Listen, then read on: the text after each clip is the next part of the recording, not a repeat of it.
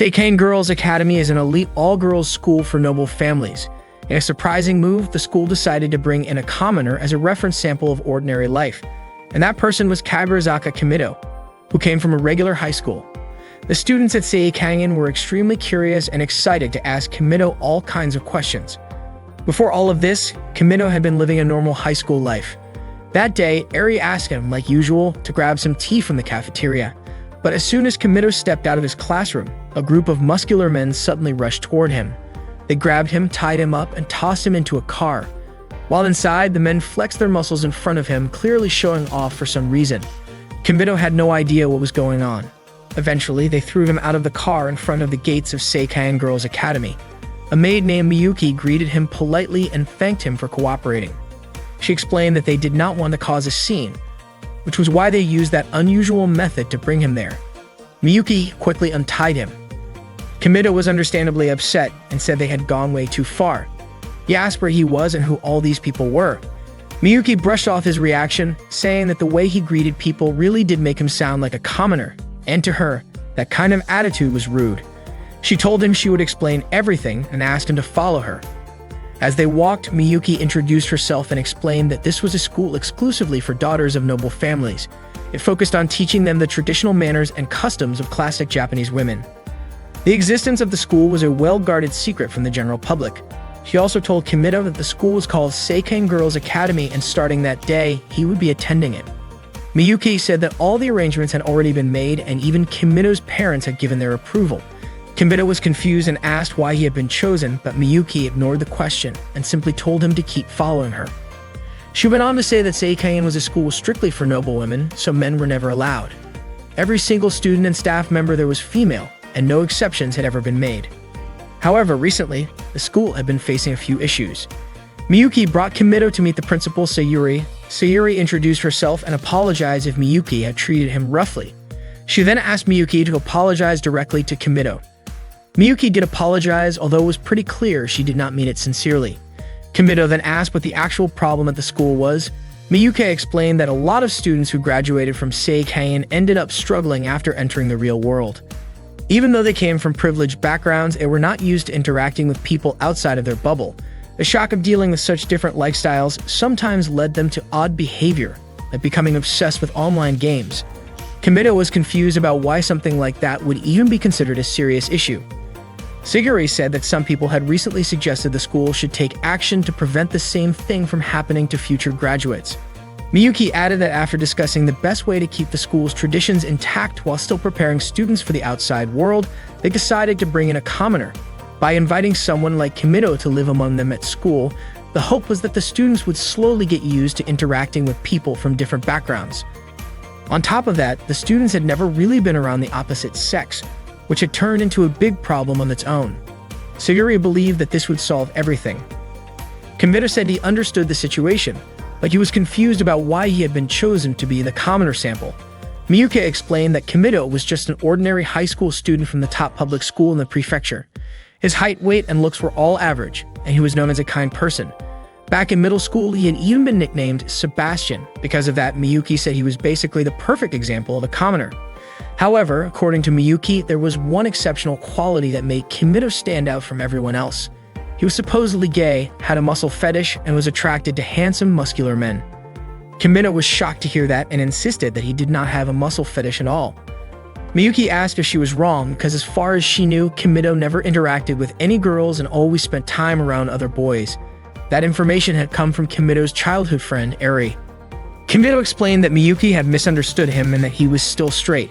Sayuri commented that this could be a problem, and Miyuki even warned that it might turn into a serious issue. Kimido asked why that would be. Miyuki explained that if he really was not into muscles, and for the sake of protecting the school's secret, he would have to spend the rest of his life in a place that did not exist on any map. And if he insisted on staying at that school, he would need to be medically neutered in order to protect the purity of the female students. Hearing that, Kimido had no choice but to declare that he loved well-built muscles. Miyuki was surprised to discover that side of him, but she seemed relieved. She informed him that his class would be Class 1. Sayuri reminded him that none of the students at the school had ever interacted with any boys before, so she asked him to be careful and not do anything too extreme.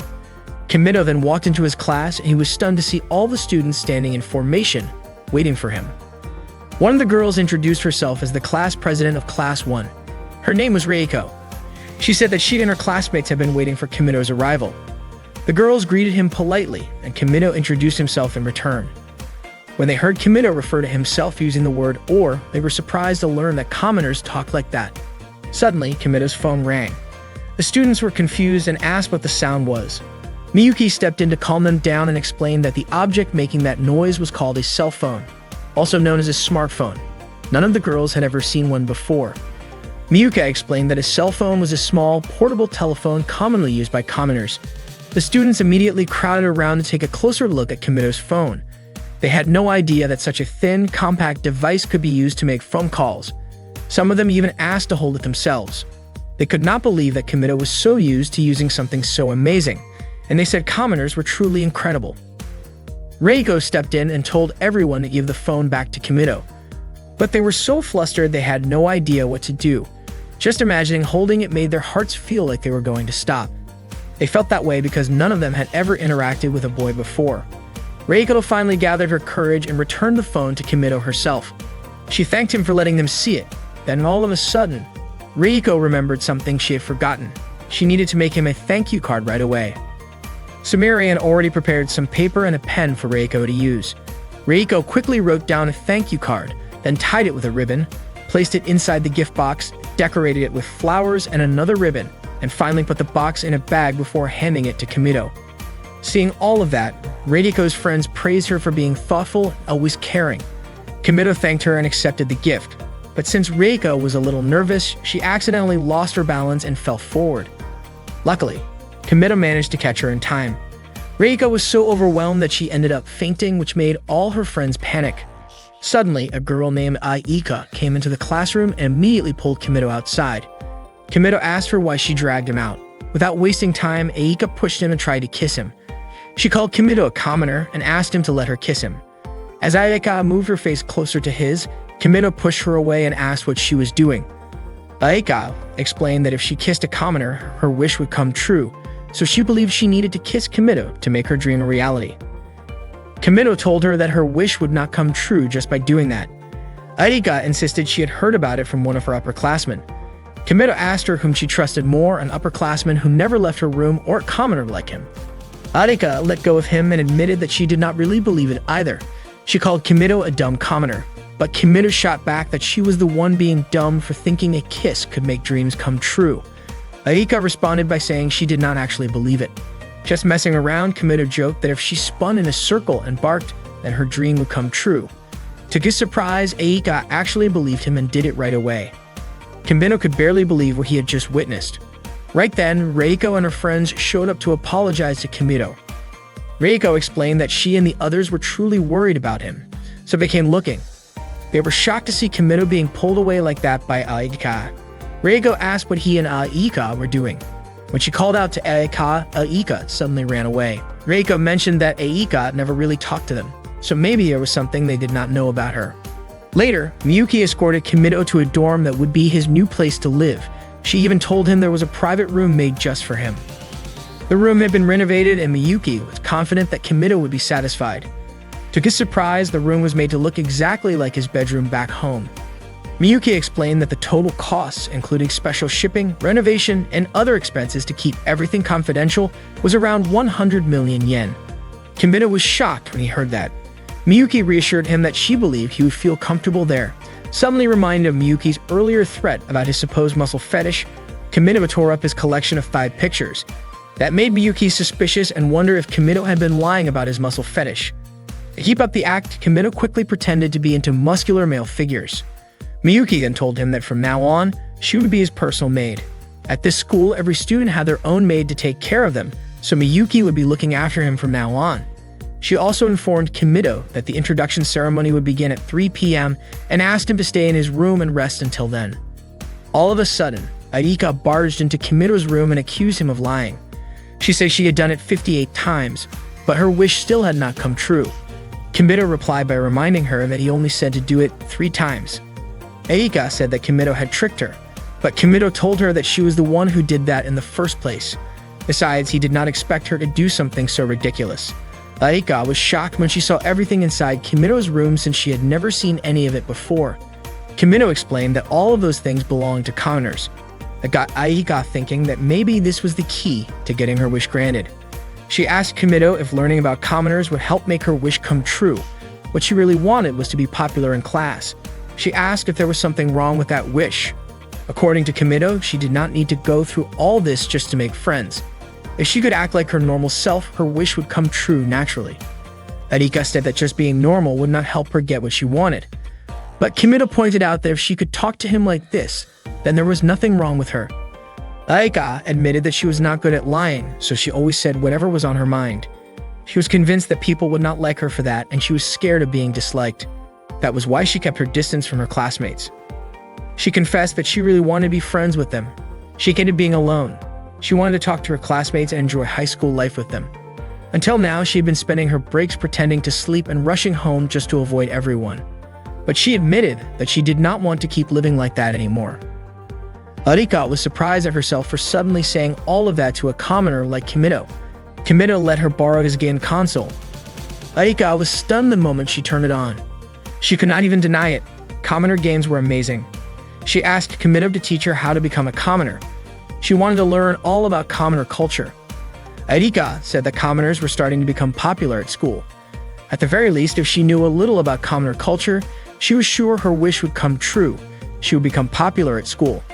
That was why she asked Kimito to teach her everything there was to know about being a commoner. That way, she could become a commoner master and everyone in class would want to hang out with her. Aika even made up her mind to start a commoner club with her and Kimito as the only members for now. She was so fired up and said that she and Kimito would do all kinds of awesome club activities together. Kimito agreed and Aika was thrilled. She kicked off her club activities with her first mission, beating the game on Kimito's console. Miyuki woke Kimito up in the morning. As soon as he opened his eyes, he was shocked to see her and asked why she had come into his room. Miyuki reminded him that she was the maid assigned to take care of him, so waking him up was part of her job. Without hesitation, she began to take off his t-shirt, which immediately startled him. Not long after, she also pulled down his pants. Kimito quickly protested, saying that was going way too far, and he could take care of it himself. Miyuki, however, insisted that it was her duty as a maid of Seiken. To her, Kimito was just a commoner, boring with a muscle fish and perverted. That moment made Kimito realize that if he did not keep acting like he was into guys, there was no way he could survive in that place. Meanwhile, Reiko had already arrived at her classroom and was greeted by her friends. Back with Kimito, Miyuki asked him to enter through the back door instead of the front, since going in through the front would definitely cause a scene among the students. As he opened the door, he accidentally bumped into Aika. She asked what he was doing there. Unexpectedly, a crowd of students had gathered in the hallway, all talking about Kimito. Miyuki pointed out a better route for him to take, and Aika decided to follow.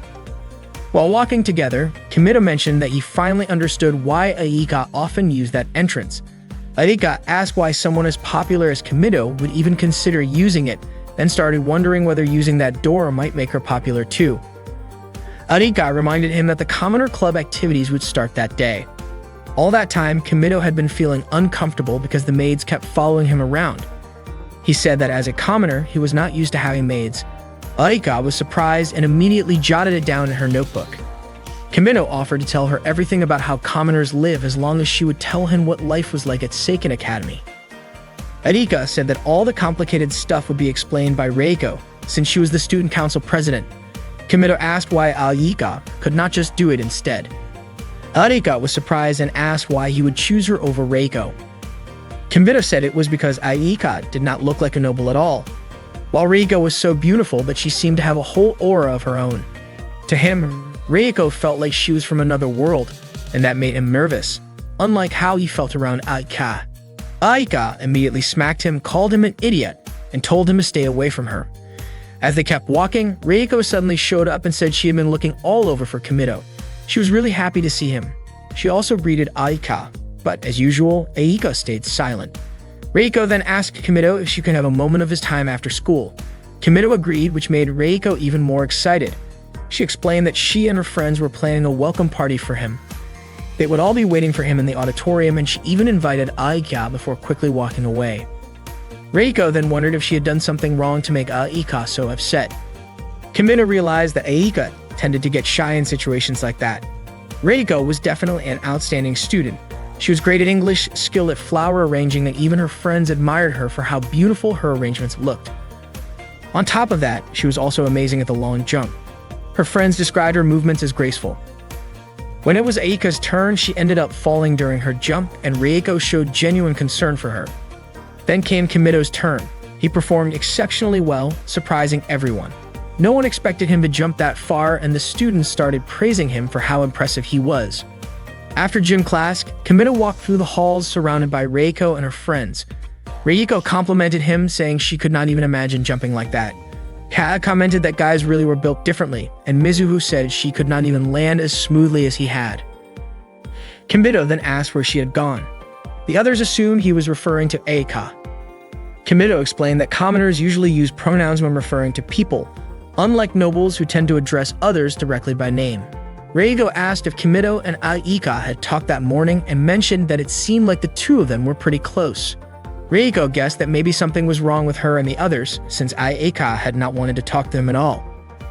Kimito wondered if it would be okay to tell them that Aika just did not want to be disliked by Reiko and the rest. He eventually said that Aika might have her own reasons, and he asked them not to hate her for it. Reiko replied by asking why they would hate Aika in the first place. They had not done anything to upset her, but they were really glad Kimito told them that. That way they could try to become good friends with her. The other girls agreed and said they were sure it would work out, and they were willing to try. Later, Reiko and the others took Kimito to the school restaurant. Kimito was stunned by how fancy the place was. Every student there stared at him, watching his every move. At that moment, Kimito had become the center of everyone's attention. He was so nervous that he tripped.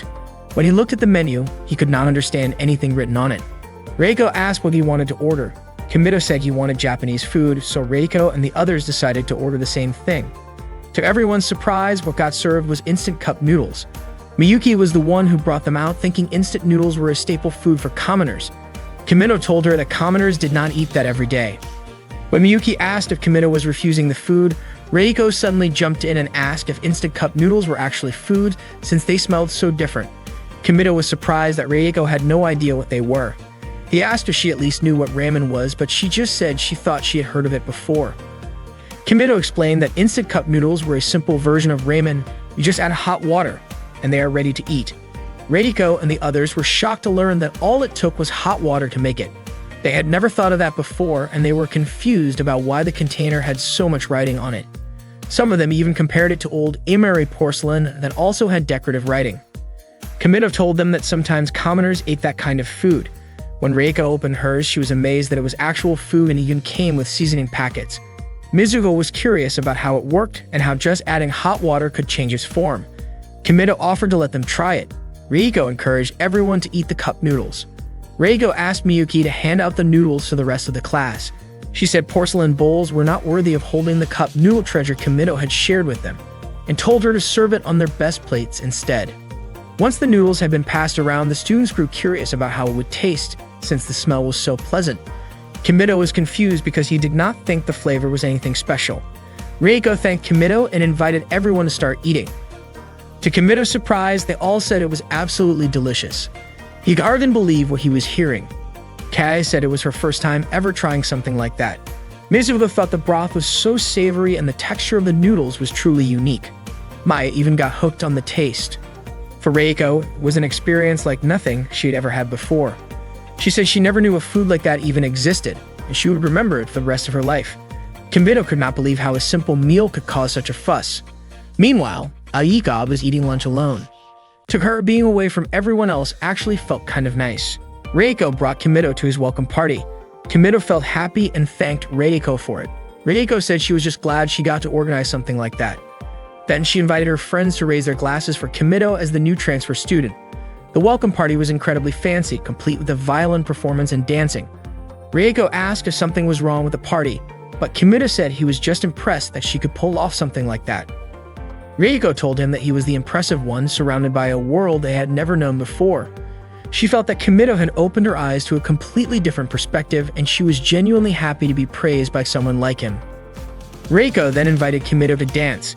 However, he turned her down, explaining that he could not dance and had never danced before. Reiko apologized for not realizing that. Kimito then agreed to give it a try and asked her to show him how. Reiko happily accepted. She was clearly nervous as they got started. At first, Kimito felt like he might be able to pull it off, but as they continued, their movements got faster and they began spinning around wildly. Reiko assumed it was some kind of innovative dance style and figured it must be how commoners danced. Eventually, she started to feel dizzy and lost her grip. Kimito caught her just as the music ended. The other students burst into applause at their performance.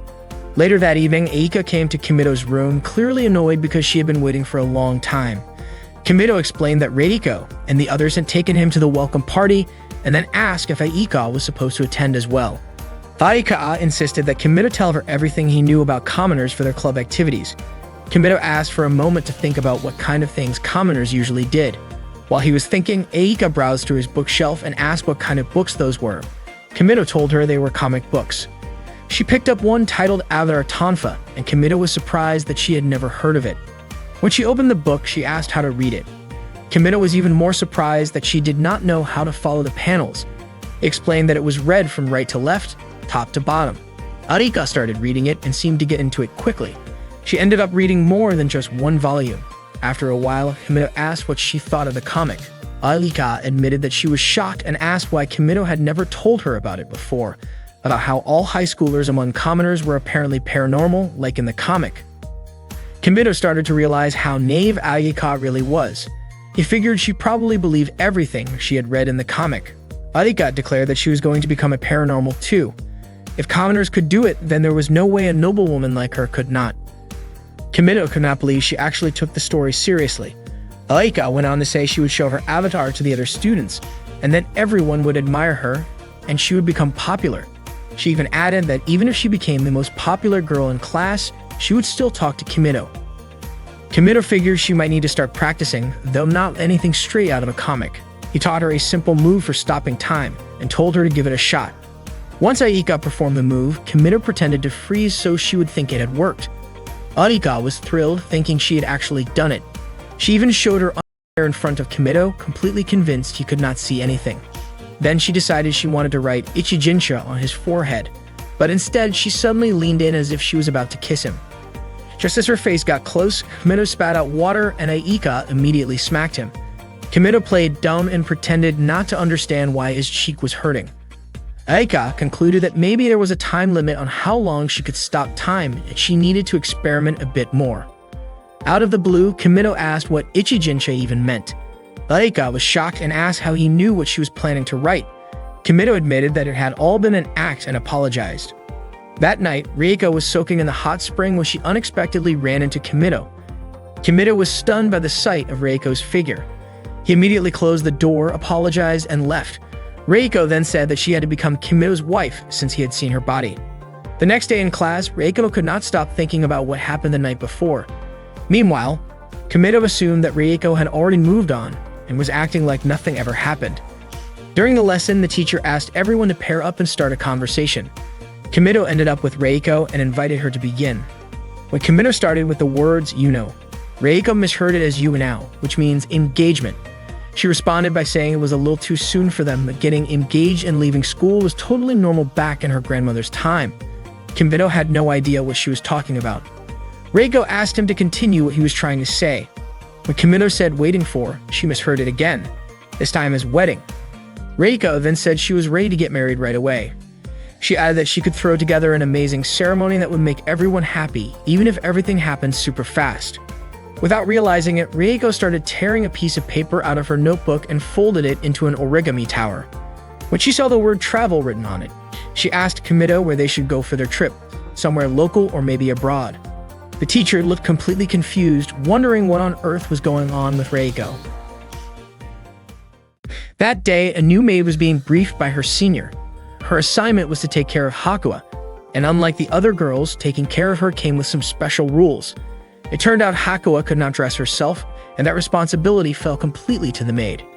Even her meals were scheduled in advance for the entire week, and she would not eat anything outside of that plan. The new maid was immediately taken to meet Hakua. Meanwhile, Miyuki was waking Kimito up that morning. As always, she said she hoped he would not wake up again. Then she asked how he was doing and if he had gotten used to living there. Kimido said that at that point, he still was not used to it. Suddenly, his mother sent him a message asking how he was and mentioning a hot spring called Yahoo. Kimido had no idea what the message meant. Miyuki explained that as a thank you gift for agreeing to be the commoner sample, Kimido's house was undergoing major renovations. Their bathroom had even been turned into a hot spring. His whole family was loving it. Kimido could not believe it. To him, it felt like his family had sold him off in exchange for a fancy bath. Miyuki reminded him that what mattered most was that his family would not worry. She told him to reply to the message right away. Before he could, Miyuki grabbed his phone and typed out a reply herself. Fortunately, Kimido managed to snatch the phone back in time and deleted the strange message. He was confused why Miyuki had replied without asking him first. Later, while eating at the school cafeteria, Kimido noticed that the students around him were all staring. It did not stop there. Whether he was in class, walking through the halls, or even in the bathroom, people kept watching him. He could not find peace anywhere. During a break in the back garden, Kimido replied to his mother saying he was starting to get used to the place. Then he saw a girl drawing on the wall. Curious, he wondered if she was also a student there. Her name was Hakua. Kimido was about to give her a little scolding when, out of nowhere, Hakua took off her clothes and tossed them aside. He quickly stopped her and handed her clothes back. Just then, two students passed by nearby and Kimido panicked. Worried that they might get the wrong idea, he brought Hakua to her room as fast as he could. Once there, he told her to put her clothes back on. But Hakua suddenly asked if Kimido had been the one who undressed her. He quickly denied it and told her she had taken off her own clothes. Hakua then asked why she would even do something like that. Kimido, of course, had no answer and told her again to get dressed. That was when Hakua said she could not do it because she did not know how to dress herself. So Kimido ended up helping her get dressed. Afterward, they introduced themselves to each other. Hakua seemed unfamiliar with his name, so Kimido asked if she had attended the introduction ceremony for the commoner sample. Hakua told him that she had been locked away in her lab for the past 2 days. Suddenly, Hakua's stomach growled. She explained it was a warning signal for low blood sugar. Kimido figured that meant she was hungry. He quickly made her some instant ramen, the kind of food commoners usually ate. But he told her this was not just any ramen, it was his special recipe, cold ramen with chili oil. Hakua said she could not eat it. So Kimido took the initiative to feed her himself and encouraged her to give it a try. She took a bite and ended up finishing the entire bowl. Once she was done eating, Kimido asked her to return to her room. But then, out of nowhere, Hakua fell asleep on the floor. Kimido tried to wake her up. Unexpectedly, Hakua jumped up, started scribbling something on the desk, and then began taking off her clothes again, one piece at a time. At that exact moment, Aika was on her way to Kimido's room for their club activity. But what she saw when she opened the door was completely shocking. From her point of view, it looked like something indecent was happening between Kimido and Hakua. Kimido quickly tried to explain that it was all a misunderstanding and not what it looked like. However, to Aika, it seemed like his hand was holding Hakua's underwear. Aika immediately yelled and called Kimido a pervert. After Hakua regained consciousness, Kimido escorted her back to her lab. Once they arrived, one of Hakua's maids, Sakamori, thanked Kimido. She pulled out a digital camera, which turned out to be used for recording what Hakua had written on the statue earlier, so she planned to head to the courtyard to take a picture of it. Kimido had no idea what that was all about. Sakamori then explained that Hakua was globally involved in fields like mathematics and industry, and at the time, many of the world's top business figures were waiting for her conclusions. Sakamori also mentioned that the building was funded by the profits from Hakua's own patent rights. She added that it was time for Hakua to eat. Kimido replied that he had already fed her. Sakamori was shocked when she heard that Kimido had taken care of Hakua's meal. Kimido asked if he had done something wrong.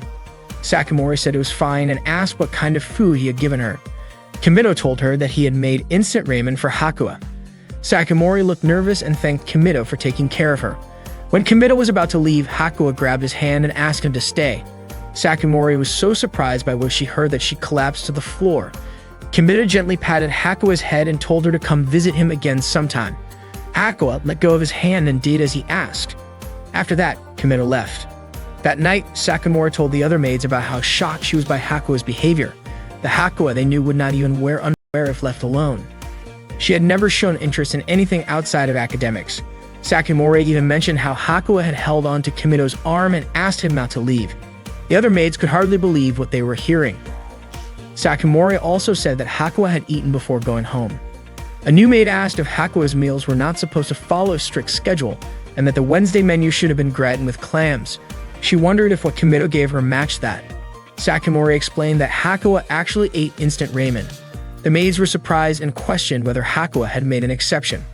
While they were still unsure if Hakua had feelings for Kimido, they reminded themselves that despite how she looked, she was still a 14-year-old girl.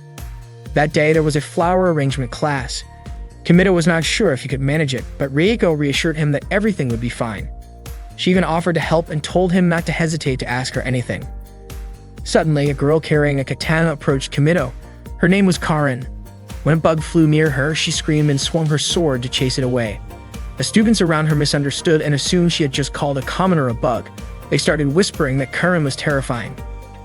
Kimido tried to explain that she was not referring to him as a bug, but Karin cut him off and confirmed it. She went even further and called Kimido a pathetic insect, threatening to cut him down on the spot. She also called him a garbage pond. Kimido asked who this girl even was. Karin introduced herself and said she was going to punish him. Reiko became worried and Eika told Kimido to run. Karin slammed her katana to the floor, which caused leaves to scatter everywhere. Kimido dodged the attack. Karin struck the ground again, all while shouting that Kimido was a filthy insect and a trash pond. She then performed a sword technique that created a whirlwind effect. To everyone's shock, the katana's force ended up shredding the clothes of all the nearby students. They screamed as their clothes vanished instantly. Kimido saw what happened and assumed it was the result of that sword move. Karin, however, blamed Kimido for the indecent scene. Moments later, his own clothes were torn, causing all the students to scream in shock when they saw his body. Karin raised her sword and called Kimido a shameless man ready to stab him. Kimido dodged quickly and shouted that it might actually kill him. Since Karin refused to stop, Kimido had no choice but to stop her by force. Kimido braced himself as Karin launched her attack. Unexpectedly, his pants tore open, leaving him completely exposed right in front of Karin's face. The sight almost made Karin faint. She then asked how strong Kimido was compared to other commoners. Kimido said he might actually be the weakest of them all, which made Karin feel like the technique she had worked so hard to develop was completely wasted on someone so weak. But Kimido praised her technique, saying it was incredible, and admitted that he was not actually the weakest. Karin refused to accept that and demanded a rematch. She said she needed to cut him down to restore her honor. Just as she was about to lift her katana again, her outfit suddenly tore apart. She was confused, especially since she had not seen Kimido make a move. According to Kimido, it might have been a delayed effect of her own technique. Karin could not believe that someone who claimed to be the weakest was actually this terrifying. Kimido insisted he had not done anything at all, that it was all Karin's doing. That was when Karin realized they were on completely different levels. After that, she accepted Kimido as her master since he had defeated her. Kimido was confused and called her a wild beast. Karin warned him that if he turned out to be weaker than her, she would not hold back against him. Kimido said she was treating her own master like some kind of demon world dragon. Karin calmly said that Kimido could do anything he wanted to her. The next day, while Kimido was walking through the school hallway, the other students were gossiping about him. They could not believe he had somehow managed to make Karin serve him. They all agreed that this commoner was really something else. Aidika later visited Kimido in his room. She said his cell phone could help her plan a party that would make her more popular in class. With it, even someone like her, who normally struggled to talk to others, could reach out to everyone without a problem. She said it was time to take action. She asked Kimido why he looked so down, but Kimido said it was not how she thought. Aika then asked what he thought of her plan. Kimido admitted it was not a bad idea, but he said it might be too difficult because she would need a lot of phones, and that was not something he could handle. Aika told him that if that was the case, then he needed to figure something out. Kimido replied that there was no place nearby where they could get that kind of stuff. That was when Hakua spoke up, saying Kimido could get phones through her. She also had experience developing phones and even had plenty of samples in her lab. Aika got irritated seeing Hakua sitting on Kimido's lap like that. Kimido said Hakua simply refused to move. Aika pointed out that even though Hakua looked the way she did, she was already in middle school. Kimido could hardly believe it. Aika tried to get Hakua to sit on a cushion instead, but Hakua just grabbed onto Kimido's arm. Kimido wondered why Aika looked so annoyed, but she denied it. Suddenly, Karin burst into the room and was surprised to see how close Hakua was sitting next to Kimido. Kimido asked what Karin was doing there. Karin reminded him that, like she had said before, she belonged to him now. She would stay by his side for as long as possible. and the moment she felt ready to surpass him, she would challenge him again. Kimito said he understood her goal but begged her not to take things too far. Karen was still upset about how Kimito had ended up putting something embarrassing in front of her during their fight. Kimito insisted he had not done anything like that. Aika tried to speak up, and that was when Kimito suddenly realized Aika was still in the room. Aika could not understand why Kimito always treated her so badly. Kimito said that Aika was a sun-pure type who probably had a complicated, conflicted mindset. Aika insisted that she was not its sun-pure, and she reminded him that it was time for their club activities. She told Kimito to ask Karen and Hakuya to head back. Kimito asked what was wrong with them hanging out together and why Aika disliked it so much. Aika suddenly raised her voice, almost blurting out that Kimito had been sitting way too close to them. She then stepped out of the room and saw one of the maids carrying a large box. The maid handed it to Kimito. When Kimito opened the box, it turned out to be filled with cell phones. Hakuya had asked her maid to bring them. She explained that at the time, they could not connect to any phone lines or internet services, and she asked if she should set them up to access the internet. Kimito told her it was enough if the phones could connect to each other, and Hakuya agreed to take care of it.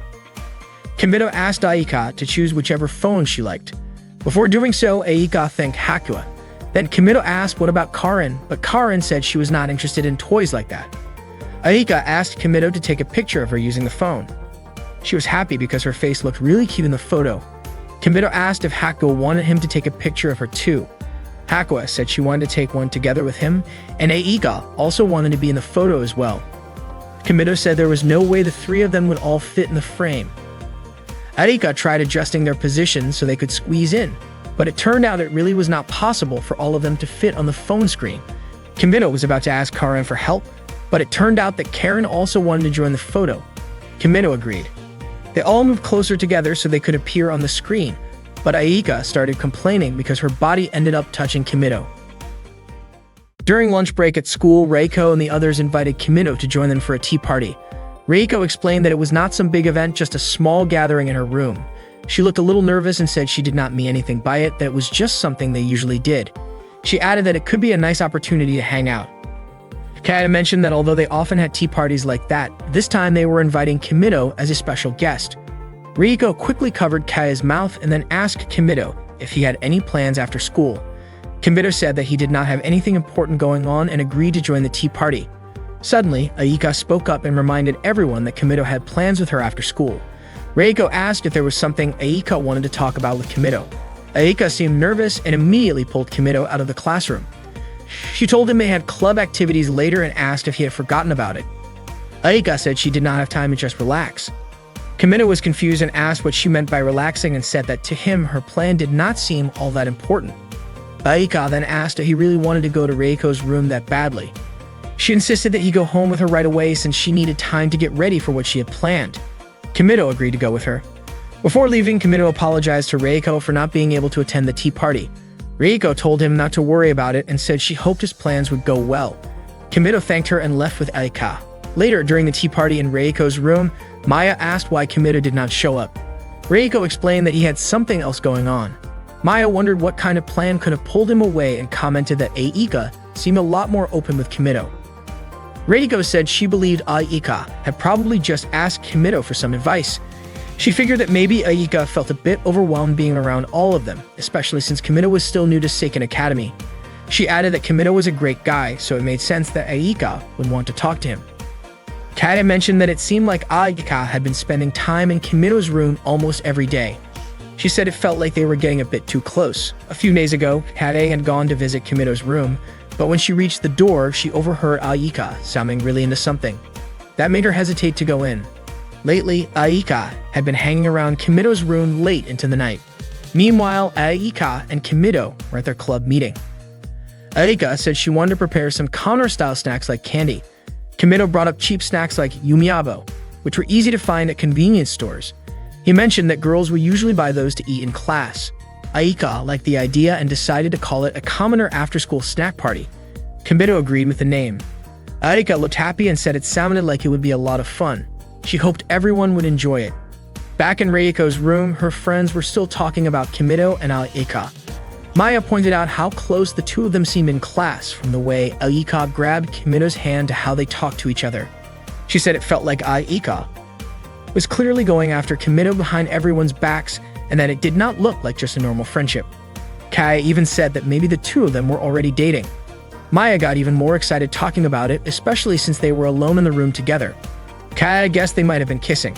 At that point, Reiko suddenly raised her voice and told them to stop talking about it. Everyone was shocked by how upset she got. Reiko stood up and ran out of the room.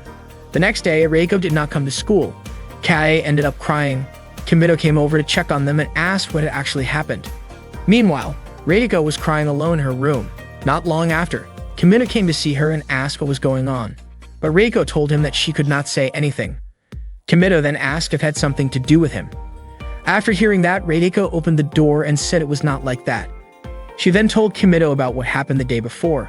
She also explained that she had yelled at Kae and left the room without saying anything. It was the first time she had ever done something like that, and she did not know what she should do. Kimito offered to help her. When Kimito went to his room, he was surprised to see Aika there. Aika asked about Reiko and mentioned that she knew Kimito had just come from Reiko's room. Kimito asked how she knew that. Aika accidentally admitted that she got curious when Kimito left and decided to follow him. Kimito explained that Reiko was feeling really overwhelmed. Aika guessed that Kimito was probably thinking of a way to help her, and Kimito was confused about how Aika could know that. Aika said that was just the kind of person he was, and then asked if he had come up with any ideas.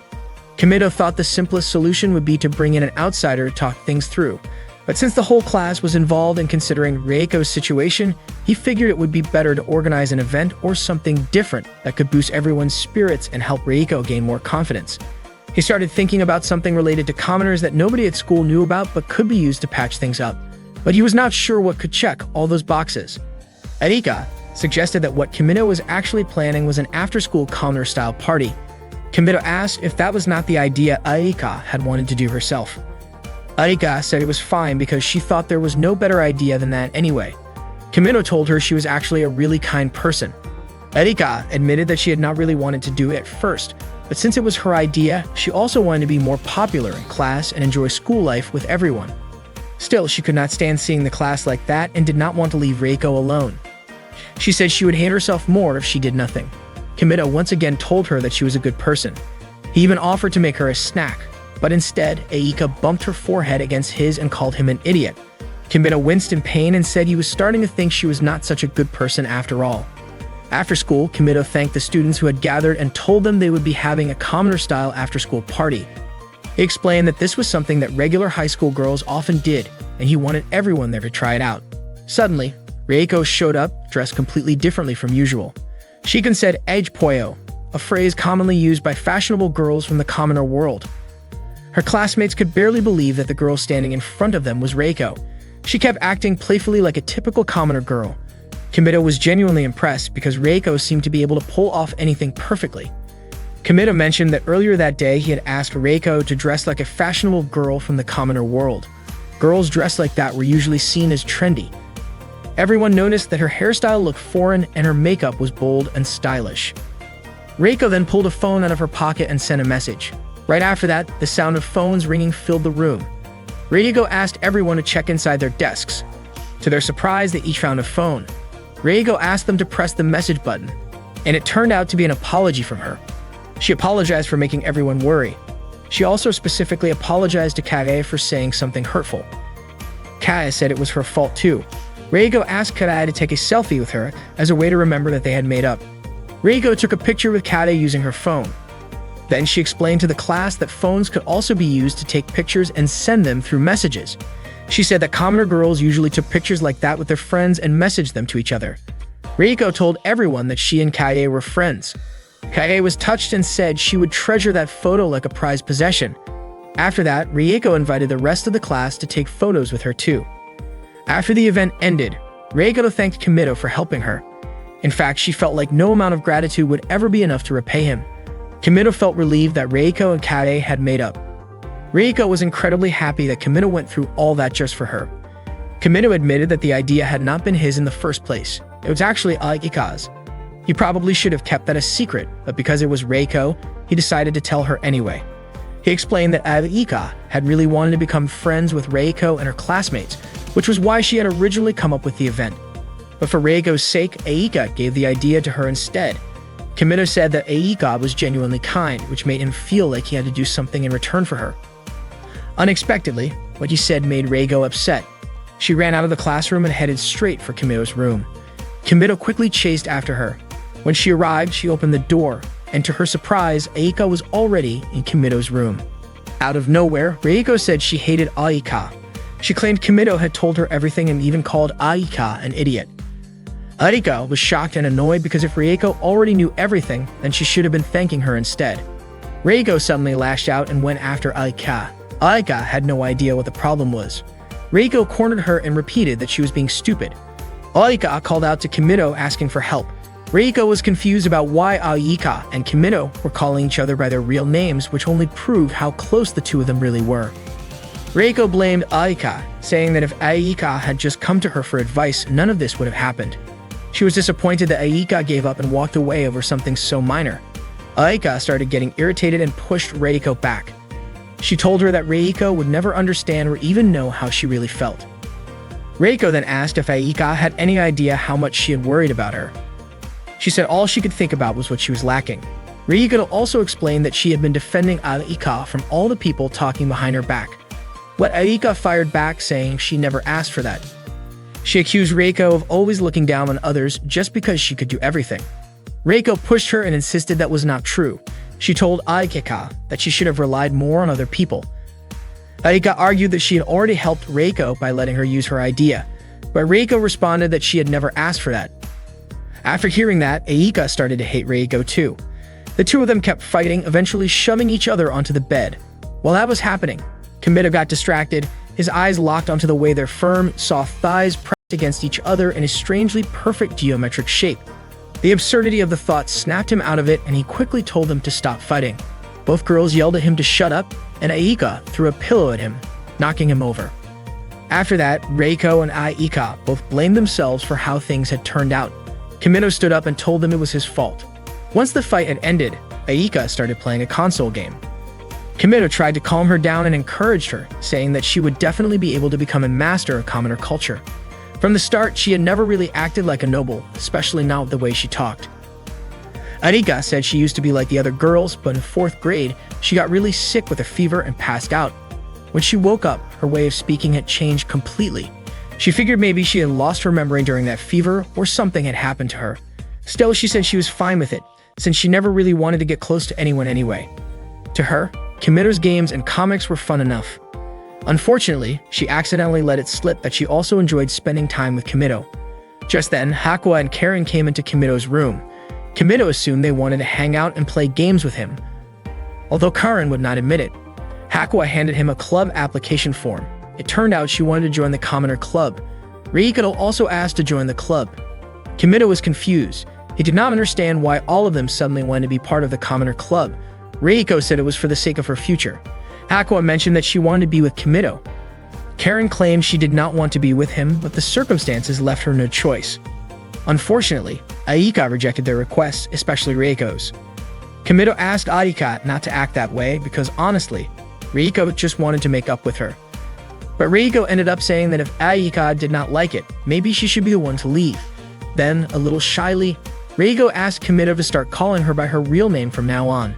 Aika got irritated and said that Reiko already had her tea party group and was always hanging out with them anyway. Reiko replied that she also wanted to be friends with people in her class and in the club, and she thought that was totally normal. Aika asked if Reiko hated her, but Reiko said she had never hated anyone in her life and that she actually hoped Aika could be friends with her. Aika immediately felt like throwing up after hearing that.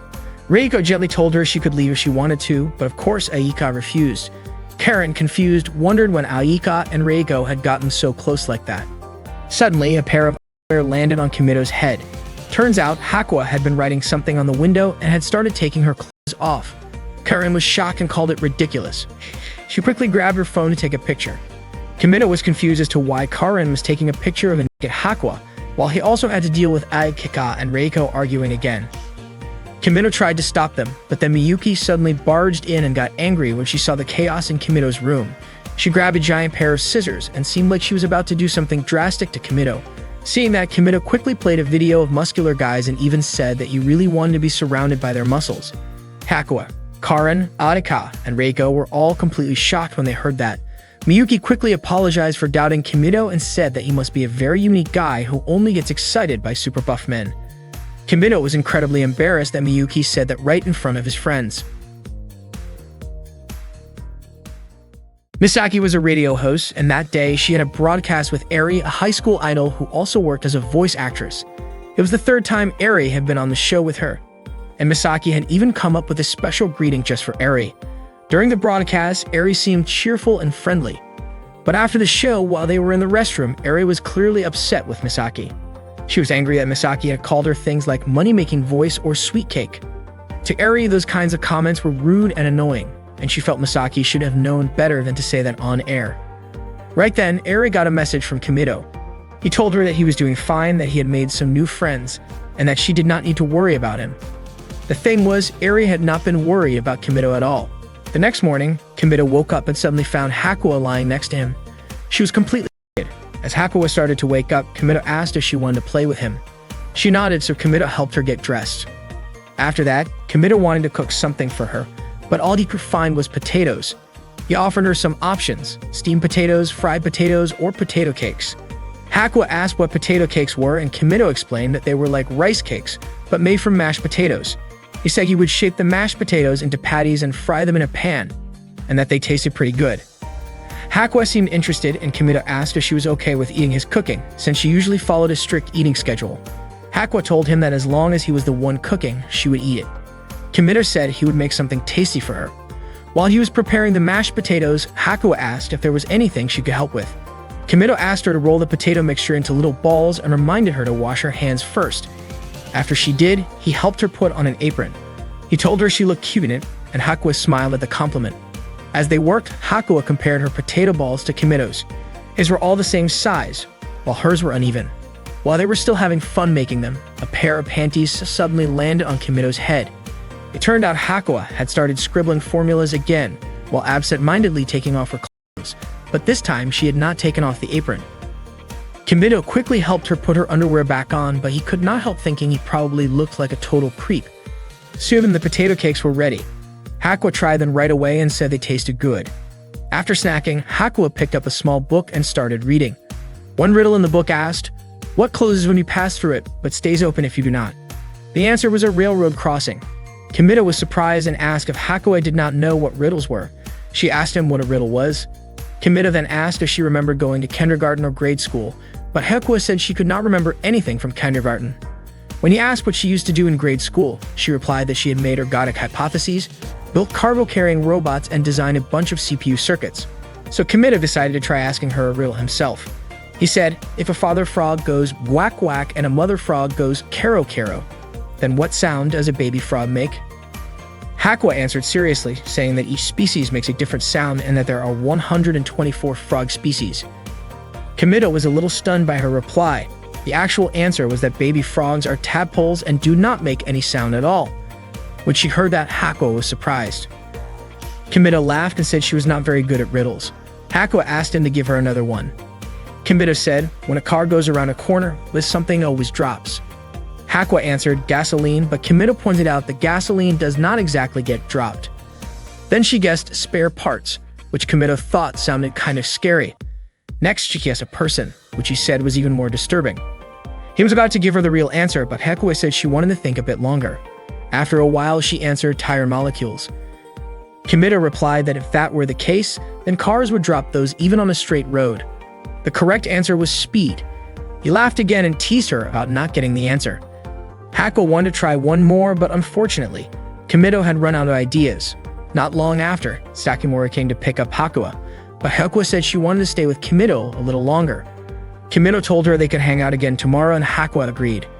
He walked her back to her room, and just before she went in, Kimito noticed a boy doll lying on her bed. Hakuo looked embarrassed and quickly stepped inside and shut the door. At that time, Reiko was hanging out in her room with Aina and Karen. They were chatting about how close Kimito and Hakuo had gotten, and Reiko asked Aika what she thought about it.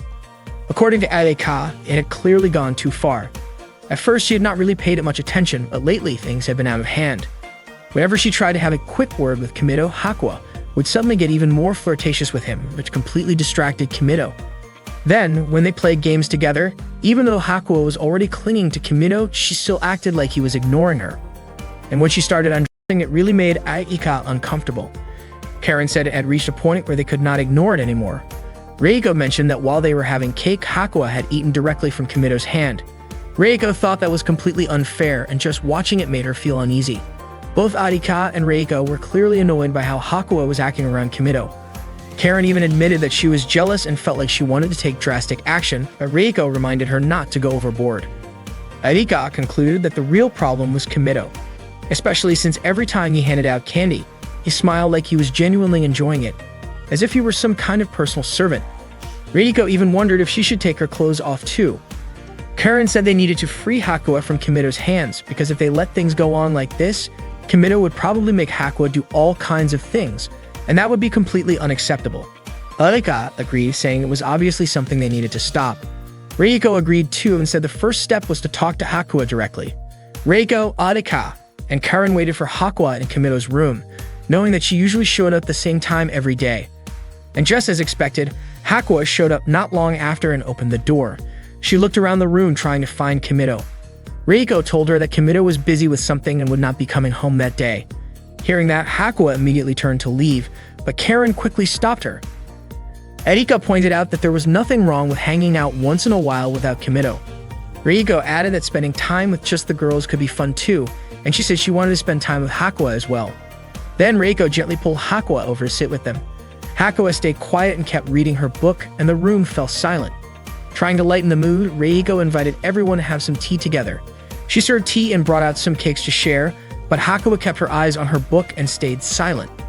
Reiko then offered Hakuo some of the cakes she had prepared, but Hakuo did not respond at all. Reiko asked Aika and Karen why they thought Hakuo would not eat them even though she had prepared them just like usual. Aika guessed maybe Hakuo just was not hungry, but Karen said that was not the issue. She explained that Hakuo would only eat if someone fed her by hand. Otherwise, she would refuse. Karen even tried feeding Hakuo herself, but surprisingly, Hakuo still refused even though she usually accepted food that way. With no other option, Karen decided to go all out and pretend to be Kimito. She announced that she was Kimito, someone who liked muscular guys and girls who looked like they were still in grade school. Then she tried feeding the cake to Hakuo again, but even then, Hakuo would not eat it. Karen had no idea why it was not working this time. There was food lined up right in front of Hakuo, but she had no interest in any of it. Reiko was at a loss for what to do, so she called her maid, Sumire, and asked her to bring food that matched Hakuo's usual eating schedule. A little later, Reiko served tuna sushi rolls, and right away, Hakuo started eating. Arika finally understood Hakuo would only eat food that was planned and scheduled. Just as they were about to start talking to her, Hakuo suddenly began writing out a formula and looked like she was about to take off her underwear. Reiko and Aika immediately stepped in to stop her. Karen said it was completely ridiculous, but she had to admit she was kind of enjoying the chaos. After that, Hakuo fell asleep. Reiko could not believe that Kimito went through all of that every single day. According to Ayaka, Hakuo was easier to manage whenever she was with Kimito. Reiko then asked if that meant Hakuo had closed herself off to the rest of them. Not long after, Sakimori showed up to pick up Hakuo. Reiko gently woke her up, and once she was awake, Sakimori invited her to return to her room. Hakuo noticed that Kimito was not there and said there were only friends in the room. Hearing that, Aika smiled. Before leaving, Hakuo said in a loud voice that the daddy frog's sound was quack quack, the mommy frog's sound was kero kero, and then she asked what sound the baby frog made. Reiko realized it was a riddle. Karen said Hakuo was absolutely adorable. Arika responded by saying that baby frogs were tadpoles, so they did not make any sounds. Hakuo was surprised that Aika could figure it out. Meanwhile, Kimito was playing a game voiced by Eri, something he had not done in a long time. The game character was named Marika. She was upset that Kimito had left his girlfriend, her, for an entire month. Kimito apologized, but Marika assumed that he hated her now. The game was called Marika-tan Pero Pero. Marika asked Kimito how he felt about her, and he told her that he really liked her. Marika asked him to say it again, claiming she had not heard it the first time. Kimito leaned his face close to the game screen. Just then, Erika opened the door to his room and asked what he was doing. Kimito explained that he was playing a game and that the woman on his phone was his girlfriend in the game world. Erika was honestly grossed out. Kimito was not playing because he liked the game itself, but because the voice actress was someone he knew. Erika did not really understand what he meant by that. Kimido explained that when the game character spoke, the voice was actually someone he personally knew. Aika was really curious and wanted to hear the character's voice for herself. Kimido told her to try chatting with the game character. Marika and Aika introduced themselves. Marika asked if Aika was Kimido's friend. Aika nervously said yes. Marika laughed and told her not to be so tense. Aika really enjoyed the conversation with the game character. Not long after, an announcement came from the intercom calling Kimido to the principal's office. He quickly left the room. Marika then asked Aika to be her friend, and Aika happily agreed, even jokingly saying, "Until death do us part." Suddenly, Reiko walked into Kimido's room and was surprised to see what Aika was doing. Aika explained that she was making friends. She told Reiko that if she was looking for Kimido, he was not there and neither were Hakua and Karin. Since Aika was busy, she asked Reiko not to bother her. Reiko stepped into the room and said she wanted to read a book.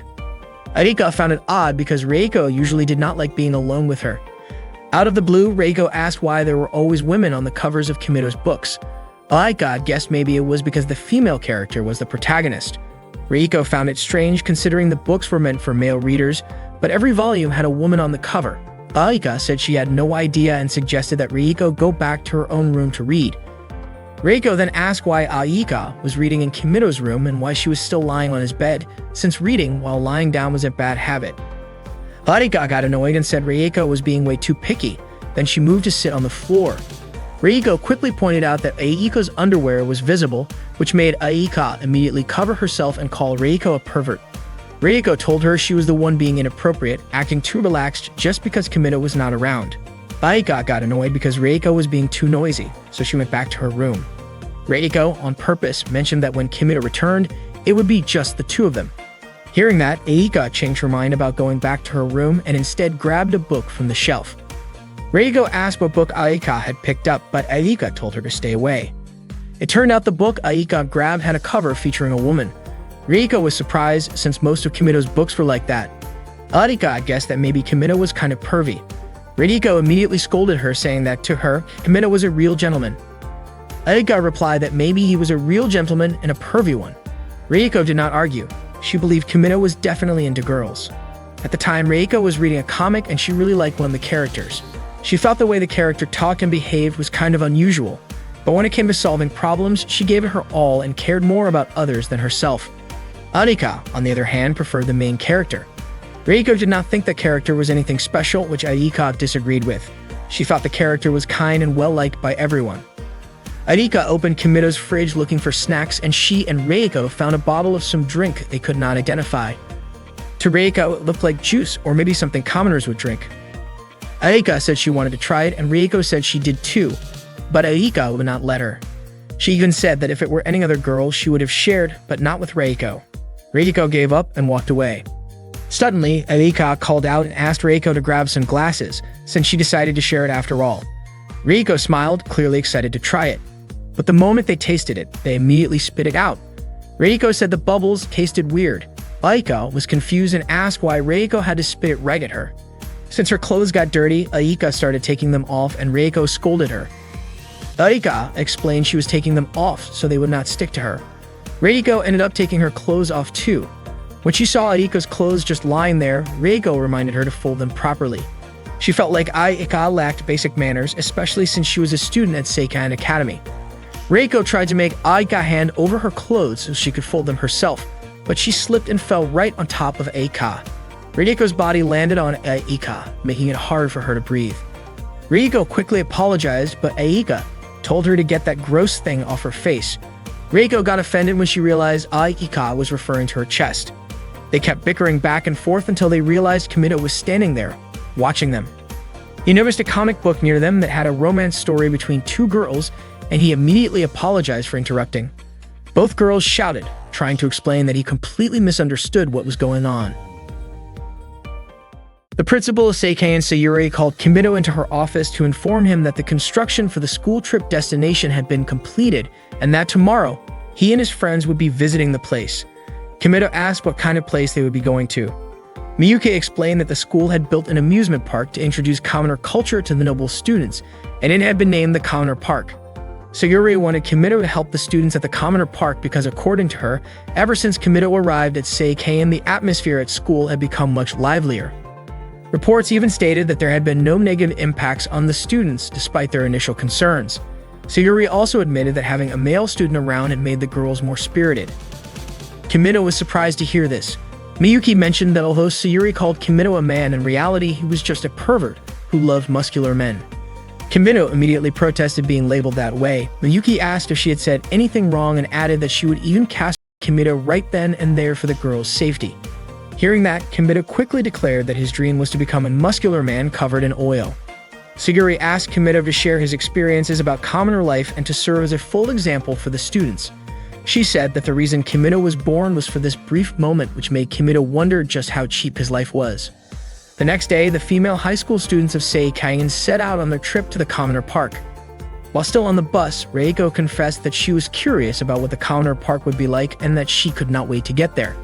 Kai asked Reiko if they had arrived, and Maya urged Reiko to get off the bus quickly.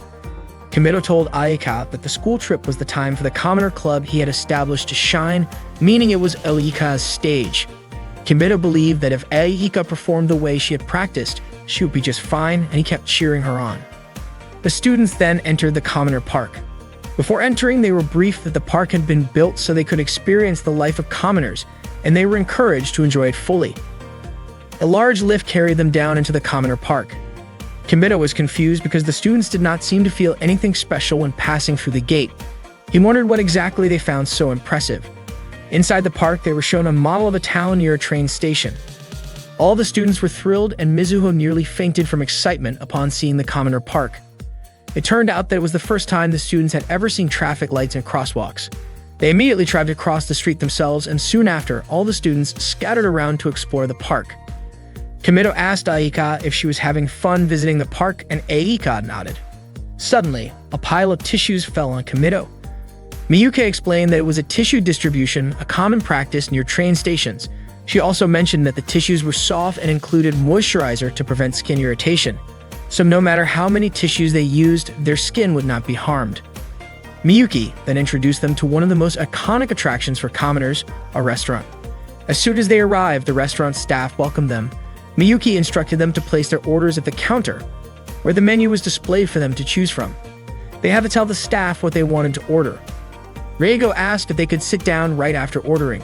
Miyuki explained that they needed to wait for their food there, which shocked the students because it meant they had to keep standing. Maya wondered how many minutes they would have to stand, and Kaya commented that even just eating seemed like a hassle for commoners. To make it even more surprising, Miyuki explained that at commoner restaurants, they had to carry their own food to the table, and this practice was called self-service. The students were amazed, and Reiko said it would be a tough lesson for them. Maya started to realize just how spoiled she had been. All the students agreed that commoners were really impressive. Reiko even said she was willing to wait an hour or two, and Maya agreed as well.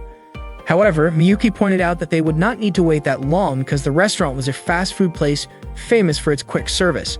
Their orders would be ready in just 1 or 2 minutes. They were all shocked to hear that. They could not even imagine how it was possible to serve food that quickly, and they started to wonder what kind of creatures commoners actually were.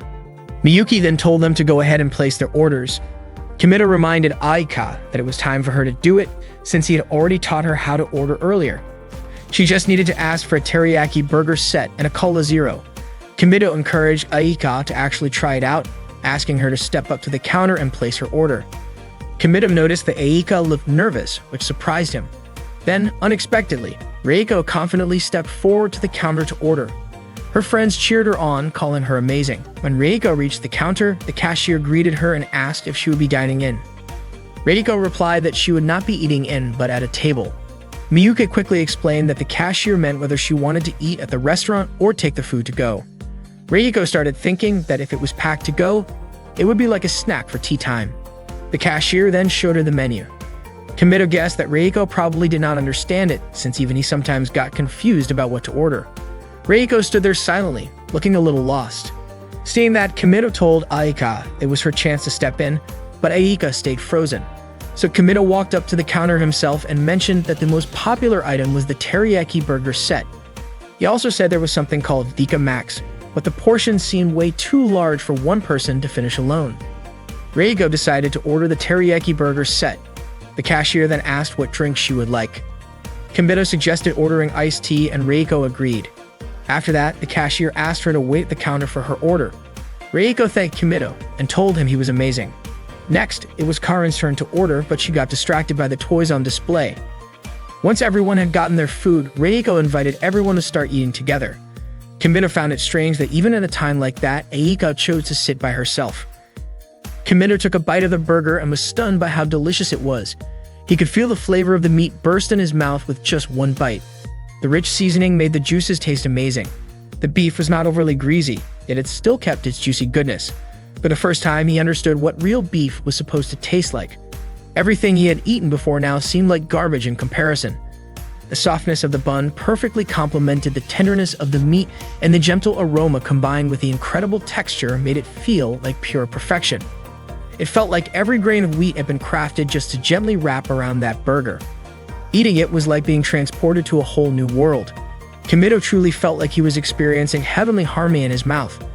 In his awe, he even started repeating Pythagoras over and over again. Kimito shouted that it was wrong to even call this burger Max. His friends asked him what was going on with him. Kimito admitted that while the burger was insanely good, the simple and balanced flavor of a classic cheeseburger and the unique taste that could only be found in the Dika Max made it special in a different way. More importantly, there was something about Dika Max that could not be found anywhere else. He even started wondering how much the burger actually cost, feeling like it would be strange if it was only a few hundred yen. Getting frustrated, Kimito angrily said that treating Max like that was insulting. He even challenged whoever dared to make such a burger to face him. Everyone was shocked, seeing how seriously angry Kimito looked, and they had no idea why he was so worked up. Meanwhile, Aika simply sipped her drink quietly from her seat in the corner, listening to everything from a distance. Meanwhile, Sakimori chased after Hakua, who was walking toward Kimito's room. Sakimori asked if Hakua was planning to play with Kimito, and Hakua nodded. Sakimori explained that unfortunately, Kimito had gone out with the others. They were visiting a public park together. Hearing this, Hakua just stayed silent. After visiting a fast food restaurant, the students headed to a game center. They looked amazed by the huge variety of games available there. Reiko told Kimito that she was really happy to come to the game center. Kaie invited Reiko to try the claw machine. Reiko managed to win a stuffed animal, and her friends clapped for her. Meanwhile, Arika was playing a dance game. According to Kimito, Aika was really good at dance games, but the other girls seemed more interested in the claw machines and the cute animals. Arika sat quietly by herself, so Kimito suggested that she just wait because the others would probably come over soon. Suddenly, the twin sisters showed up and asked Aika for help playing a game. However, Aika told them to leave because she wanted to go buy some juice. Kimito then stepped in and helped the twins with the claw machine. After winning a prize, Kimito gave the stuffed animal to them, and they thanked him happily. Out of nowhere, another girl asked Kimito to teach her too. She pressed the button while Kimito helped her aim. The girl was so nervous that Kimito advised her to focus on one stuffed animal and then press the other button.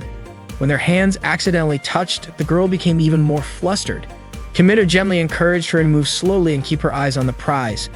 After she successfully got a stuffed animal, she thanked Kimito warmly. To his surprise, more students lined up because they also wanted to be taught by Kimito. Even Reiko, who had already played in one earlier, asked for his help. Kimito and the others then moved to the dance game area. He looked around, wondering where Aika had gone since she had been there earlier. Kaya asked what the game in front of them was called. Kimito explained that it was a game where players had to dance along with the music.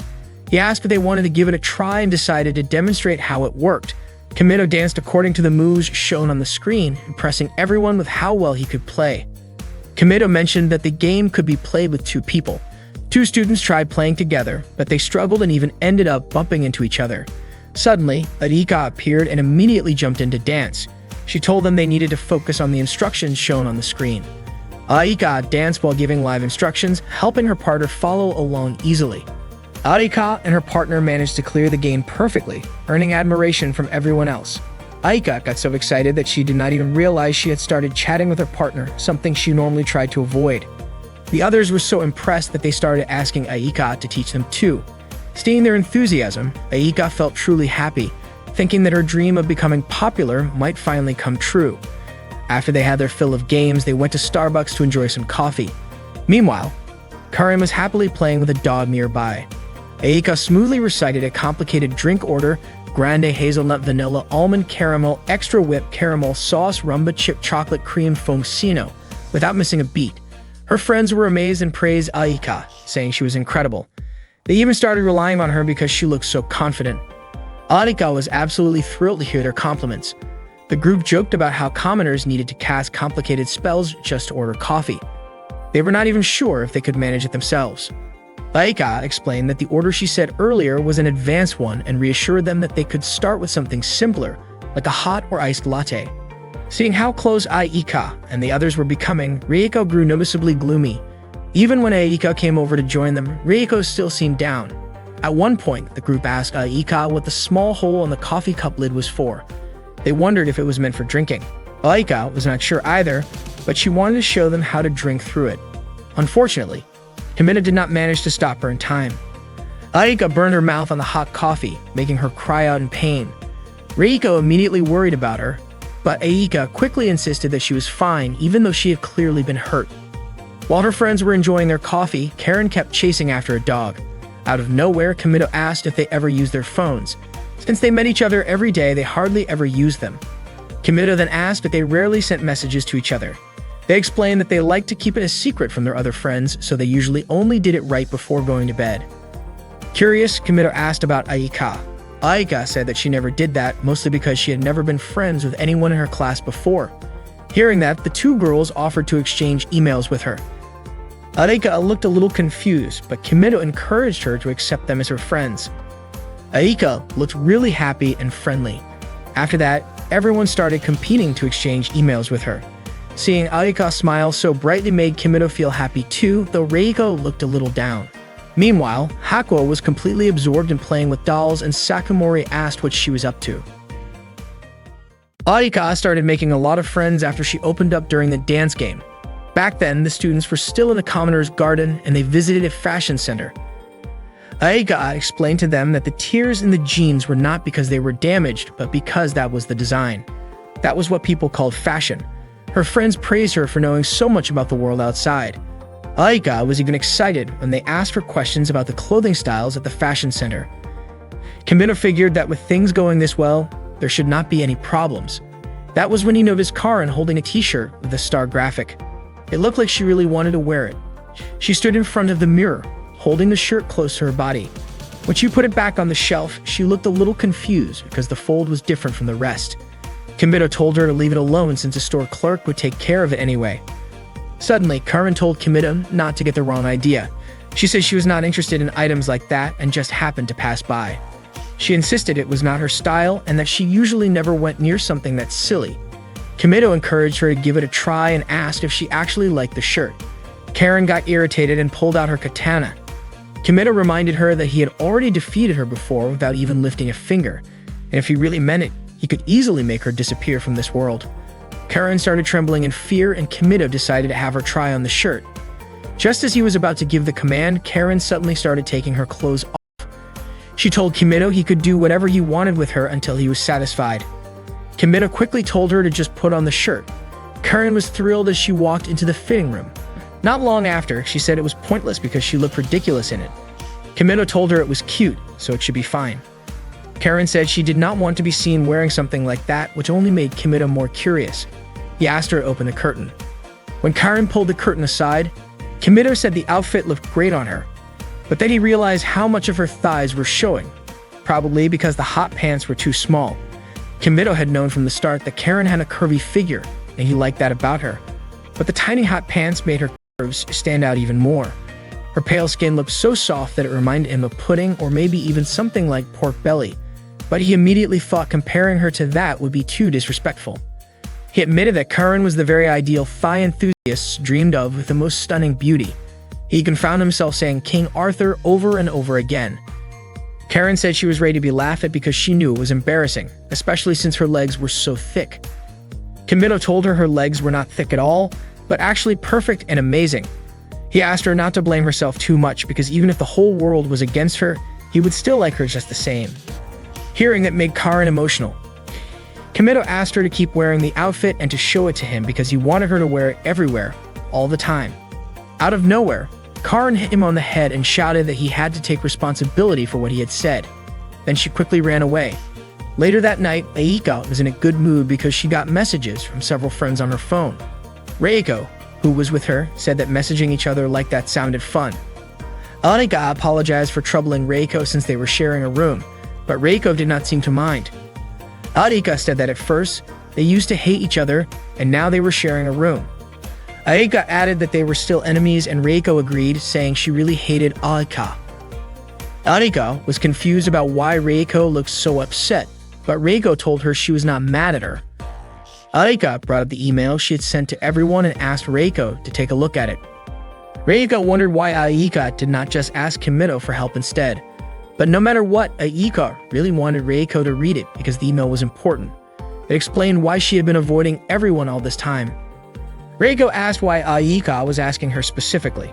It turned out that it was because Reiko was the most popular girl in class. Even if she could be a bit annoying, that was just the truth. Aika said Reiko seemed to really understand how people felt and always knew what to do. The way Reiko spoke and helped others was something Aika admired, which was why she wanted Reiko's opinion. Maybe Reiko hated her, but Aika felt like she had no one else she could rely on, so she sincerely asked for her help. Hearing all that, Reiko finally agreed, and Aika was clearly happy about it. When Reiko read the message, she said it was way too long. From start to finish, she felt like it never got to the point. The apology at the beginning dragged on, and if Kimito read it, you would probably find it too heavy. Reiko told her to come up with something simpler and pointed out the parts that should be cut out. After Aika shortened the message, she showed it to Reiko again. The message now explained that the reason she had been avoiding everyone until then was because she always spoke her mind, and one time it ended up hurting a friend. Ever since, she had kept her distance from people because she was afraid it would happen again. But the truth was, she really wanted to be friends with everyone. She also apologized for how she had been acting and said that from now on, she wanted to get along with everyone.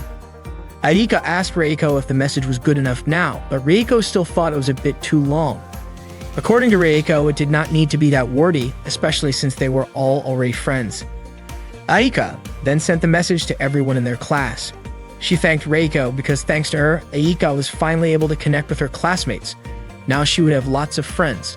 The next morning, Miyuki woke Kimito up like usual, saying she wished he would never wake up again. Kimito was puzzled because Miyuki had always acted that way, but he started to wonder if she really disliked him. Still, Miyuki always did her job as his maid flawlessly. Suddenly, as if she could read his mind, Miyuki said that being a professional was something she took pride in. She added that someone like Kimito, who only had 5 neurons, was easy to read. Kimito asked if someone with just 5 neurons was supposed to be impressive, and Miyuki said yes. That left Kimito wondering what Miyuki really thought of him. That morning at the school restaurant, the students were having breakfast together. Aika was about to call out to Reiko, but her 2 friends invited her to eat with them. Around that time, Kimito saw Aika being invited to join a tea party after school by her classmates. He was glad to see that she had finally made some friends. Reiko walked over to Kimito and invited him to eat with her. After breakfast, Kimito ran into Aika in front of the elevator.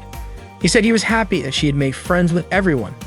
Aika told him she was happy too because she had finally found her courage. Kimito said she had worked really hard, and Aika said that once she gave it a try, it actually felt easy. Kimito told her not to get too full of herself, but Aika said it was all thanks to him and thanked him. Kimito replied that the Commoner Club was now officially over. It was clear now that the club's true purpose had been to help Aika become more popular. From that day on, she would be joining her classmates for tea after school and joining a normal club. In other words, she had finally come out of her shell. At that moment, the elevator opened and they went their separate ways. At that moment, Kimito was enjoying a relaxing soak in the hot spring by himself. He felt pure bliss since it had been a while since he had taken a bath like that. Suddenly, Aika showed up at the bath and they both screamed in surprise. Kimito told her that the girls' bath time was supposed to be yesterday, but Aika said that everyone had agreed to bathe again in the same place. Not long after, Aika's friends arrived and apologized for making her wait so long. While that was happening, Kimito dove underwater and hid behind Aika's legs. Aika's friends invited her to get into the water already. Kimito tried to hold his breath, but when he could not take it anymore, he came up for air. Right then, Aika made a noise to keep her friends from getting suspicious. One of them asked if something was wrong, and Aika pretended she was just enjoying the hot bath. Kimito dove underwater again. He could feel the warm towel covering Aika's backside. Even though the towel was small, the sensation made him a little too excited. The softness of her thighs felt like pudding. Aika's friends pointed out that her face was turning red. Aika almost blurted out that Kimito was there, but Kimito quickly covered her mouth with his hand. He started to panic, knowing that if he slipped up even a little, Aika would probably tell them everything. One of the girls grew suspicious, wondering why Aika's hand suddenly looked bigger and was coming from such a weird angle, but they brushed it off, thinking maybe it had just imagined it. One of them asked what was going on with Kimito since Aika had mentioned his name earlier. Aika replied that it was nothing. Her friends assumed that she and Kimito were pretty close already, and they admitted feeling a little jealous. They were curious about what kind of relationship the two of them had. But Aika said that there was nothing going on between her and Kimito, and from now on, maybe things would not be the same as before. She looked a bit down, which made her friends ask what was really going on. Aika said she was fine, even though she clearly did not look it. Meanwhile, Kimito was struggling to hold his breath any longer. He knew he had to do something. Out of desperation, he suddenly reached up and grabbed one of Aika's friends. The girl assumed Aika had done it and told her that her joke had gone way too far. Aika apologized. She knew right away that it was Kimito's doing and elbowed him hard in the head. At that point, Kimito started to lose consciousness. Aika's friends eventually left the bath and walked away. Aika panicked when she realized Kimito had passed out. She quickly pulled him up and was about to give him mouth-to-mouth. She tried to convince herself that it was not really a kiss and that their lips would not actually touch. She went for it, but the first attempt did not work. When she tried again, her friends suddenly returned to the bath and caught her in the middle of it, right as she was giving Kimito mouth-to-mouth. They were shocked, and Aika panicked when she realized they had seen her. Without thinking, she said that Kimito's lips were really soft and felt kind of nice. The next morning, Miyuki woke Kimito up as usual, saying she really wished he would never wake up again. When Kimito opened his eyes, he wondered if he had passed out from spending too much time in the hot spring the day before. Miyuki reminded him that the students were supposed to gather in the lobby at 10 o'clock and that he only had 20 minutes left. She told him to hurry and get ready. Once he finished getting ready, Kimito headed to the lobby. Strangely, the other students were glaring at him with judgmental looks. He walked over to Aika and asked what was going on. Aika said it was nothing, but Kimito was sure something had happened because everyone kept staring at him. Soon after, the students began to leave the lobby. Still confused, Kimito asked Aika again what was going on. Aika finally told him that the other students thought they were dating. Kimito was confused about how they could have gotten that idea. Before he could even figure out what had happened, Karen stormed over, called him a liar, and punched him hard. She said she really hated him. That afternoon, Aika told Reiko, Hakuya, and Karen everything about what really happened between her and Kimito. Reiko asked if that meant Aika and Kimito had not kissed. Aika confirmed that they had not, which made Reiko feel relieved. She said they needed to clear up the misunderstanding as soon as possible, and she was even willing to help. In her opinion, they had to act fast by sending a message to everyone in their class. As soon as Kimito arrived, Hakuya ran up to him and gave him a hug. Aika then asked Reiko to give her a little more time, and Reiko agreed. Reiko added that if that was the case, next time she would have to be paired up with Aika again. Aika was confused as to why Reiko seemed so happy about that, but Reiko quickly denied feeling happy at all. Aika started wondering just how much Reiko hated her, since she looked so cheerful in that kind of situation. Hearing that, Reiko tried to deny it. Aika then said that just yesterday, she had thought Reiko might actually be a good person, but now she had to admit she really disliked her. Not wanting to back down, Reiko said she disliked Aika too. Watching the two of them go back and forth like that, Kimito could not help but smile. Kimito told Aika about a fortune-telling app on his smartphone. Curious, Aika asked him to show it to her. When the app started up, a voice played that sounded just like Marika's, so Aika thought it was her. But Kimito explained that it was not Marika, only the same voice actor. The fortune was based on the moon's movements. According to the result, many people said that Aika had a thin mental wall, meaning she was too honest and easily hurt by small things. That was why she often craved attention from those around her. Aika said the reading was spot on. She was surprised that just her birth date could reveal so much, and she praised the fortune-telling methods of commoners for being impressive. Kimito pointed out that the reading also included a lucky color. As soon as she found out, Aika dressed entirely in green to match her lucky color. She even covered her face with green to make sure it had the full effect. She asked if she needed to cover her palms as well. Kimito said that was actually a great idea. He handed her some soybeans and told her to dance while shouting, "Beans, beans," since it was a traditional dance among commoners to celebrate the change of seasons. Aika said that nobles also used beans in their seasonal rituals. Kimito admitted it was not quite the time for a seasonal shift, but he was confident that at least half her luck would come if she did it, so she had to go through with it. Aika asked if she was supposed to use roasted beans, but Kimito insisted that soybeans were important too. He encouraged her to dance with the luck in her hands. Aika began dancing right away, yelling, "Beans, beans." Kimito complimented her and said it was time to finish it with a gets pose. Aika danced again and wrapped it up with that pose just as Reiko, Hakua, and Karen entered the classroom. Reiko asked who was hiding behind the green outfit. Kimito explained the fortune app to Reiko, Hakua, and Karen. Then it was Reiko's turn to hear her fortune. It said that thanks to her sharp observation and analytical skills, she would do well in management. The reading also revealed that Reiko enjoyed being around others and was the type of person who never gave up on love. Reiko was impressed. It felt incredibly accurate. Aika agreed, saying that commoner fortune-telling was really on point. Next was Hakua. Her fortune said her passion and desires were in balance, and she only needed to improve how she managed the two. It also said she would be well-suited to becoming either a scientist or an artist. Reiko commented that the fortune-telling of commoners was truly amazing, like a glimpse into the future. Kimito added that it was true. Hakua really did fit the image of a scientist at their school. Suddenly, Karen called it all ridiculous and asked what kind of reading the app could possibly give her. She was sure something that silly could never figure her out. Kimito asked if she wanted her fortune read too. Karen brushed it off, saying it would probably be something about martial arts. Maybe something about her becoming a great warrior or someone like Miyamoto Musashi. But Kimito told her that kind of result did not exist. Instead, the app said that Karen was actually very lonely, the type of person who constantly worried about things around her, made lots of careless mistakes, and often messed things up. But her smile made people forgive her quickly. When it came to love, she needed to be a little more patient. Her biggest strength was her natural charm. After hearing it, Karen claimed the app must have gotten it wrong. But Kimito said it was almost entirely true.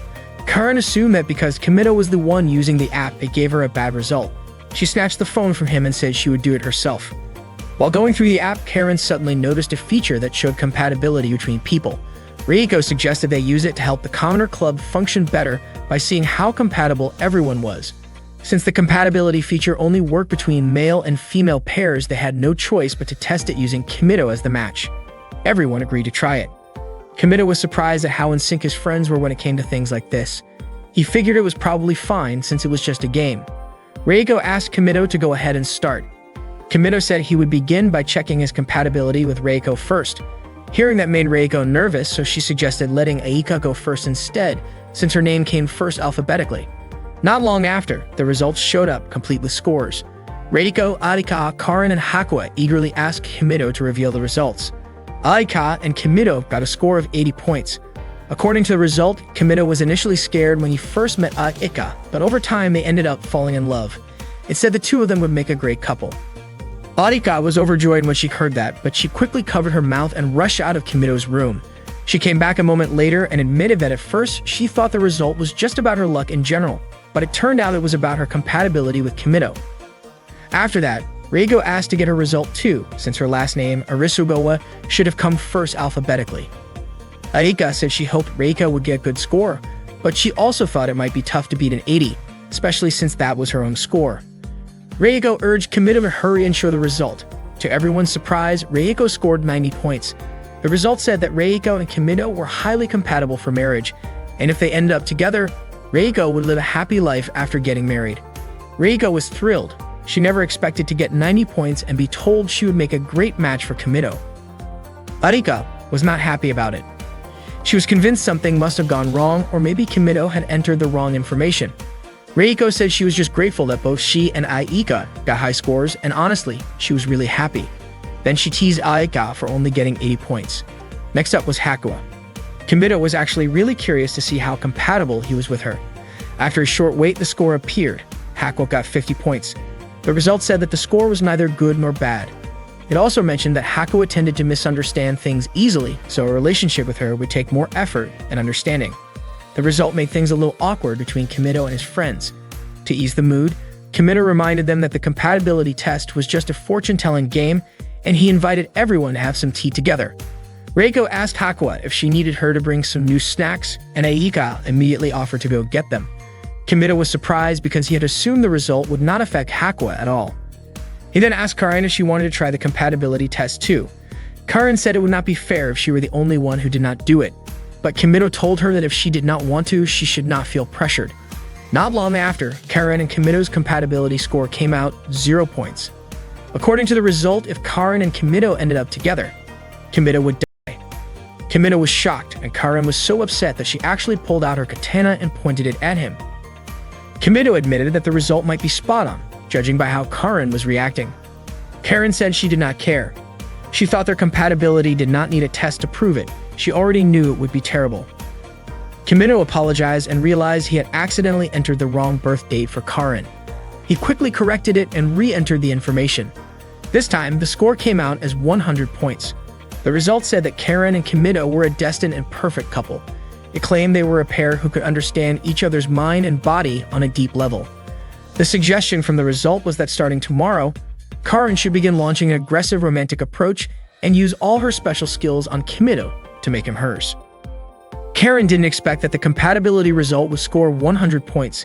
Kimido told Karin not to think too much about it, as it was just a regular fortune-telling. Aika and Reiko agreed that the fortune was likely inaccurate and that they shouldn't really believe it. Kimido was surprised because just a moment ago, Aika and Reiko had fully believed in the results. Aika quickly grabbed the smartphone and put her data along with Kimido's and searched for their compatibility results since the previous fortune didn't align with what she wanted. Reiko didn't want to be left out, so she did the same. Not long after, Aika showed her fortune with Kimido, which said that they would ideally connect without having to say a word, while Reiko and Kimido's fortune stated that everything depended on Reiko, which Aika thought was very accurate. Reiko also showed her result with Kimido, which indicated that they were the chosen couple destined for a happy marriage. Reiko mentioned that Aika and Kimido's compatibility was due to Aika's slow way of thinking, which stressed Kimido out. They continued to argue about whose fortune was more accurate, and Karin quickly intervened. Karin said Aika and Reiko didn't need to argue, as it was very embarrassing, especially since they were debating about which fortune was the most correct. According to Karin, the true fortune usually came from the moon, with the fortune teller dressed like a sailor. However, Aika and Reiko disagreed, saying that Pantanology Hainwell was the only reliable fortune. At that moment, Kimido and Hakuya could only watch them argue. Hakuya told Kimido that she was hungry and wanted him to make her some potato cakes or hotcakes. Kimido agreed to make them and invited Hakuya to join him in the kitchen to make food together. The next morning, Miyuki woke Kimido up as usual, saying she hoped Kimido would never wake up. Kimido felt trapped in this endless loop every morning. He asked why Miyuki always acted like that, watching and waiting for him to wake up. Miyuki replied with a question, asking if there was a rule that made her have to answer Kimido's question. Kimido said that there wasn't such a rule. Miyuki explained that she was a maid assigned to Kimido, and waking him up was part of her job. She also admitted that she didn't actually want to work for Kimido, but as the head maid, if she couldn't fulfill her duties, it would make her regret it, so she had to keep watching Kimido and wait for him to wake up. Even just watching Kimido became part of her job. Miyuki even threatened Kimido with scissors when he said something she considered sexual harassment. Kimido got scared and asked Miyuki to put the scissors away. He told her that she didn't need to wake him up anymore since he had an alarm on his phone. Miyuki, however, wanted to destroy Kimido's phone, considering it an enemy of her job. She warned that if Kimido kept insisting, she would get serious and even wear roller skates every morning to wake him up with a triple axel. Kimido thought that would look weird, but Miyuki said that if that's what Kimido wanted, she would wake him up the usual way. Miyuki quickly left, telling Kimido to hurry up and change his clothes. After changing, Kimido watched a match between muscular men until Karin approached him. Kimido asked what was going on with Karin, and it turned out that Karin had remembered a suggestion from the fortune that said she should start making aggressive moves and use all her special abilities on Kimido to make him hers. Karin immediately showed Kimido her swordsmanship skills. She told him that her special ability was using a katana and asked if it was impressive. Kimido, frightened, quickly responded that it was indeed impressive. Kimido was puzzled as to why Karin suddenly decided to use her special ability. Karin noticed that Kimido's sleeve was torn and asked how that happened. Kimido explained that it was Karin's doing, and Karin promised to fix it right away. She pulled Kimido into her room because she didn't have any sewing tools. Upon arriving in Karin's room, Kimido commented that it was very simple. According to Karin, those who choose the path of the sword don't need unnecessary decorations, as simplicity and steadfastness are her motto. She asked Kimido to sit down and immediately prepare tea for him. Kimito was surprised to see a picture of a rabbit on the cup, while Karen quickly grabbed her sewing tools. When Karen opened the closet, Kimito was taken aback to find more items with rabbit designs inside. After taking her sewing tools, Karen asked Kimito to turn around. At that moment, Kimito thought Karen was undressed behind him, but she was actually wearing clothes she had bought when they went to the public park. When Kimito turned around, he was struck by how stunning Karen looked in those clothes. He told her that they suited her perfectly, just as he had said before. Karen told him not to misunderstand just because the outfit was simple, but Kimito insisted that it suited her and made her look beautiful. Karen mentioned that she would probably continue wearing it, but not for Kimito. Karen then began sewing the sleeve of Kimito's shirt, and Kimito watched her, which made Karen wonder what he was thinking. Kimito said he was just thinking that Karen could make an ideal wife. Upon hearing this, Karen became nervous and even pulled at the shirt she was sewing. After finishing, Kimito praised Karen's sewing, saying it was so well done it was hard to tell it had been repaired. Karen replied that this was her best skill right after her swordsmanship. Kimito praised her, saying that even his mother couldn't sew as well. Karen asked if that meant Kimito was indirectly inviting her to meet his parents. She also mentioned that Kimito's underwear was torn and that she could sew it too, but Kimito refused, saying that if he took it off, he would be half dead. Karen insisted taking the underwear to fix it, which caused Kimito to fall. She apologized and approached him, commenting that Kimito's arms were slim, though different from a woman's, and that it didn't mean anything special. She was curious how Kimito could be stronger than her. Karen said, wasn't his palm rough from always holding a sword? She sometimes worried if what she was doing was right, especially lately, when she wondered if women should be too strong. Kimito responded that the roughness of Karen's hands and the strength of her muscles were proof of her hard work. Everyone knew what she had done, and it could be said it was beautiful. Hearing this, Karen felt touched. Suddenly, Reiko, Aika, and Hakuya entered Kimito's room, but there was no one there, even though Aika had heard from her friends that Kimito had gone to Karen's room. At that moment, Karen suggested that Kimito hide in the closet. Kimito wondered why they needed to hide from everyone else. As they squeezed into the closet, their bodies were pressed against each other. Kimito leaned against Karen's chest because the space was too cramped. Before long, the closet door opened. Aika and the others were shocked to see this, and Aika wondered if Kimito was doing something in the closet. Accidentally, Aika saw a wrestling video on Kimito's smartphone. Kimito explained that it was just a prediction. Aika wondered if Kimito had to do what the prediction said, and Kimito quickly decided to try it out. Hakuya remembered the result of the fortune-telling that said her compatibility with Kimito was 50, which wasn't particularly good or bad. Since Hakuya was the type of person who could easily misunderstand things, it required extra effort for them to truly understand each other. Sakimori came over and asked why Hakuya hadn't eaten her food yet. She wondered if perhaps Hakuya didn't like the meal. To her surprise, Hakuya had shaped the food into Kimito's face. Sakimori then talked about Hakuya with her maid friends. Sakimori suspected that Kimito understood Hakuya better, and they thought Hakuya might be starting to mature. They decided to invite Kimito to the lab to let him in on everything about Hakuya, and they agreed to keep it a secret from her. While they were gathering in Kimito's room, Aika asked what a maid cafe was. Kimito explained that a maid cafe was a cafe where the maids were the workers. Aika then asked if commoners didn't have maids, since she had often heard about it in Kimito's manga. Some of the stories even had strange things like robot waiters and former terrorists who liked to shoot and had slimy tentacles coming out of their bodies. Karen called it perverted, but Kimito explained that the maids in those novels and mangas were just the creators' fantasies. In the real world, commoners didn't have such maids. He explained that the maids working in a maid cafe weren't like the maids who worked at the school. They were maids working for specific purposes. For commoners, maids were figures who were idolized, as they were considered out of reach and even treated like idols or special beings. Reiko asked if Kimito felt the same way. Kimito said that since coming to Seikain and seeing so many maids working so diligently every morning, he couldn't help but feel moved. Reiko then asked if Kimito liked maids, and Kimito didn't deny it. If that was the case, Reiko wanted them all to learn about the maids of commoners at a maid cafe. They all agreed, and Reiko said she would make a reservation. Later, Reiko, Aika, Karen, and Hakuya wore maid outfits to welcome Kimito. Reiko greeted Kimito and said she never expected to be a maid serving him. She first asked how many people Kimito was ordering for, and Kimito said just for one. Reiko then led Kimito to his table, handed him a menu, and told him to choose his order. Once he made up his mind, he could call her again. Arika quickly corrected Reiko's phrasing, saying it sounded odd to ask how many people Kimito was ordering for, especially the line about calling her once his order was decided. Kimito explained that it was just an act. Reiko suggested that maybe Aika had her own way of thinking, so they didn't have to hesitate about asking Aika to leave. Aika was annoyed by this comment and asked if Karen and Hakua thought it was strange too. Karen admitted she hadn't really thought about it that much. Aika then got irritated that Kimito was just staring blankly and not saying anything further. Kimito explained the difference between the maids they knew and the maids commoners considered.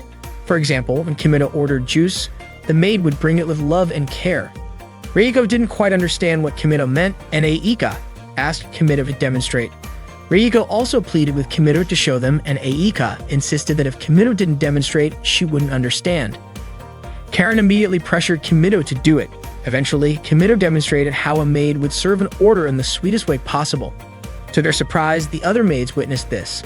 They immediately reported to Sakamori and the other maids, saying that Kimito seemed to be interested in maids.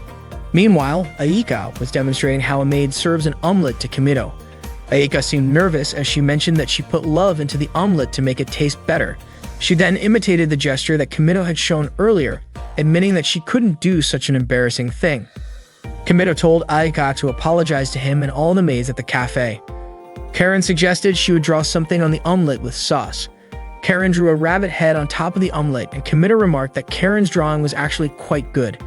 Meanwhile, Hakua, who was named, started writing formulas on the wall. Arika quickly approached and put Hakua's clothes back on.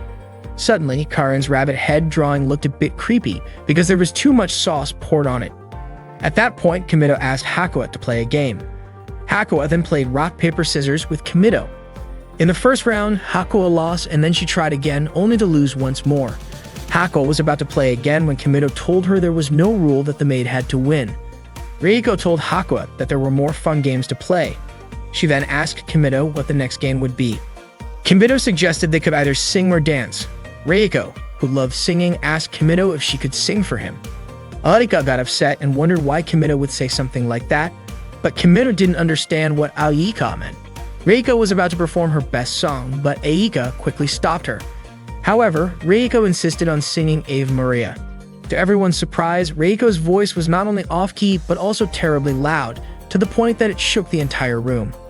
Kimito quickly saved Hakua, who almost got hit by the chandelier. Kimito had no idea what Reiko was doing, and Aika tried to stop her, but all the glass in the building shattered because of Reiko's voice. Aika said Reiko's singing sounded like an ambulance siren. Reiko, surprised, said that everyone had always praised her singing voice, so she couldn't understand why Aika would say such a thing. Arika thought that everyone had only been pitying Reiko and that her performance had ruined all the points she had earned. Reiko then asked Kimito for his opinion on her singing, but before he could answer, a pair of underwear landed on Kimito's head. At that moment, Hakua was still writing formulas on the table. Karen suggested they all continue their argument, and she was willing to take care of Hakua. However, seeing Karen grin like that at Hakua, Kimito wouldn't let her touch Hakua. Just then, Sakamori entered and saw the chaos. The maids began cleaning the place up. Sakamori told Reiko, Arika, and Karen to change clothes and return to their rooms as their maid uniforms would be cleaned by the other maids. Kimito remarked that maids at Seikangen were different because the maids at the cafe didn't clean up, wash clothes, or wake anyone up in the morning. In other words, they only served orders and acted cute without dealing with personal matters. Karen was puzzled and wondered how that could be called being a maid. Reiko asked if Kimito liked commoner maids, and Kimito replied that he didn't hate them. The next day, Sakamori approached Kimito, who was relaxing in the back garden.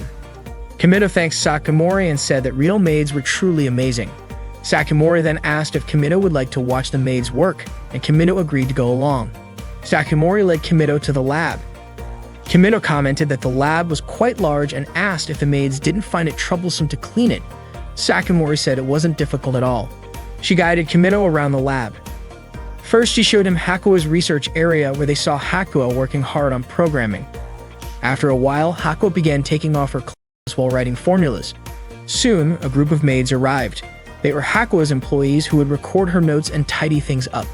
Once Hakua finished writing, the maids recorded her notes.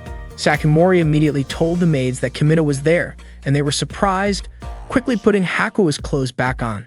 Hakua quickly approached Kimito and Sakamori. Kimito praised Hakua for being so capable and even said that she was pretty cool. Sakamori asked Hakua to take Kimito on a tour. Kimito mentioned that he was actually interested in seeing the maids, and Hakua immediately took his hand. which moved the maids deeply. Sakamori told Kimido not to worry about them. Hakuo led Kimido around and took him to a room called the Sandbox, a place she used when she wanted to change her atmosphere. Kimido complimented the sandcastle Hakuo had made. Hakuo grabbed a bucket and a shovel, inviting Kimido to play together. Hakuo then sat on Kimido's lap, which once again made the maids emotional. Sakamori mentioned that the maids were on their break since they also needed rest.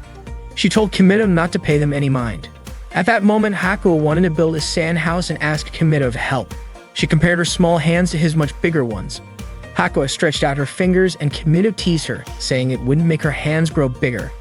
Hakuo blushed and gently hit his hand, which made the maids feel moved again. Sakamori reminded Kimido not to mind the maids. Once the sand house was finished, Sakamori reminded Hakuo it was time for lunch. Kimido asked if Hakuo wanted to eat, and she nodded. Sakamori told him there was a staff canteen and invited him to eat there, mentioning that serving Hakuo's friend was also part of the maid's duties. Hakuo took Kimido's hand, and they walked toward the staff canteen, with the maids following behind them. It turned out that it was also the maids' lunchtime, and they asked Kimido not to pay them any mind. When they arrived at the canteen, they were surprised to find that they had run out of plates, so Kimido had to share a plate with Hakuo. Their meal was an omelette with their names written on top along with a heart-shaped drawing. Sakamori explained that the maids always drew hearts on the food. Kimido felt a little awkward seeing his name paired with Hakuo's. He asked Sakamori for a smaller plate, but she said they had run out of those too. Kimido pointed out that he saw a stack of plates, but one of the maids had dropped them all. Sakamori apologized, saying the plates had all fallen. Kimido remarked that it seemed intentional, but Sakamori explained that the maids in the lab had a lot of mental pressure, which sometimes caused their stress to overflow. She then invited Kimido and Hakuo to continue eating together. Kimido started feeding Hakuo, which deeply moved the maids. They were happy to see how close Kimido and Hakuo were. When Kimido noticed that the maids were watching them, it once again asked him not to mind them. There was only one spoon on the table, so Kimido asked for another, but Sakamori said they were out of spoons as well. She then joked that they might as well continue their indirect kiss by sharing a spoon. Kimido was puzzled by her words, and Sakamori explained that miracles could change fate, which is why it was called a miracle. Kimido reached for a spoon from the rack, but a maid standing nearby accidentally knocked all the spoons over. Sakamori apologized, explaining that the maid had become fearful whenever she saw silverware. Kimido wondered if she should see a doctor. Hakuo fed Kimido some food, and Kimido eagerly accepted, saying it tasted really good. One of the maids almost fainted from the closeness between Kimido and Hakuo. Soon after, Sakamori brought them a drink. To their surprise, it was just one glass with 2 straws in the shape of hearts. Sakamori explained that it was the only kind of straw they had. Kimido was puzzled as he saw a pile of straws there, but Sakamori explained that all of them were defective because their tips were closed. Kimido agreed that sometimes there are straws like that, but he didn't think all of them could be that way. Sakamori then invited Kimido to enjoy his drink. Kimido was certain that things wouldn't end until he had finished it. As Kimido drank while facing Hakuo, the maids became excited. Sakamori remarked that seeing Hakuo and Kimido together made it seem like they were dating. Kimido suddenly realized that, until now, he had only seen the top of Hakuo's head because she always sat on his lap. He had never noticed that Hakuo actually had a beautiful face. Just then, Miyuki arrived, surprising the maids. Kimido was curious if Miyuki, as the head maid, was really that impressive. Miyuki told Sakamori that the official verification request from the company had arrived, but since there was no response from the lab, it had been sent directly to her. The maids quickly scattered.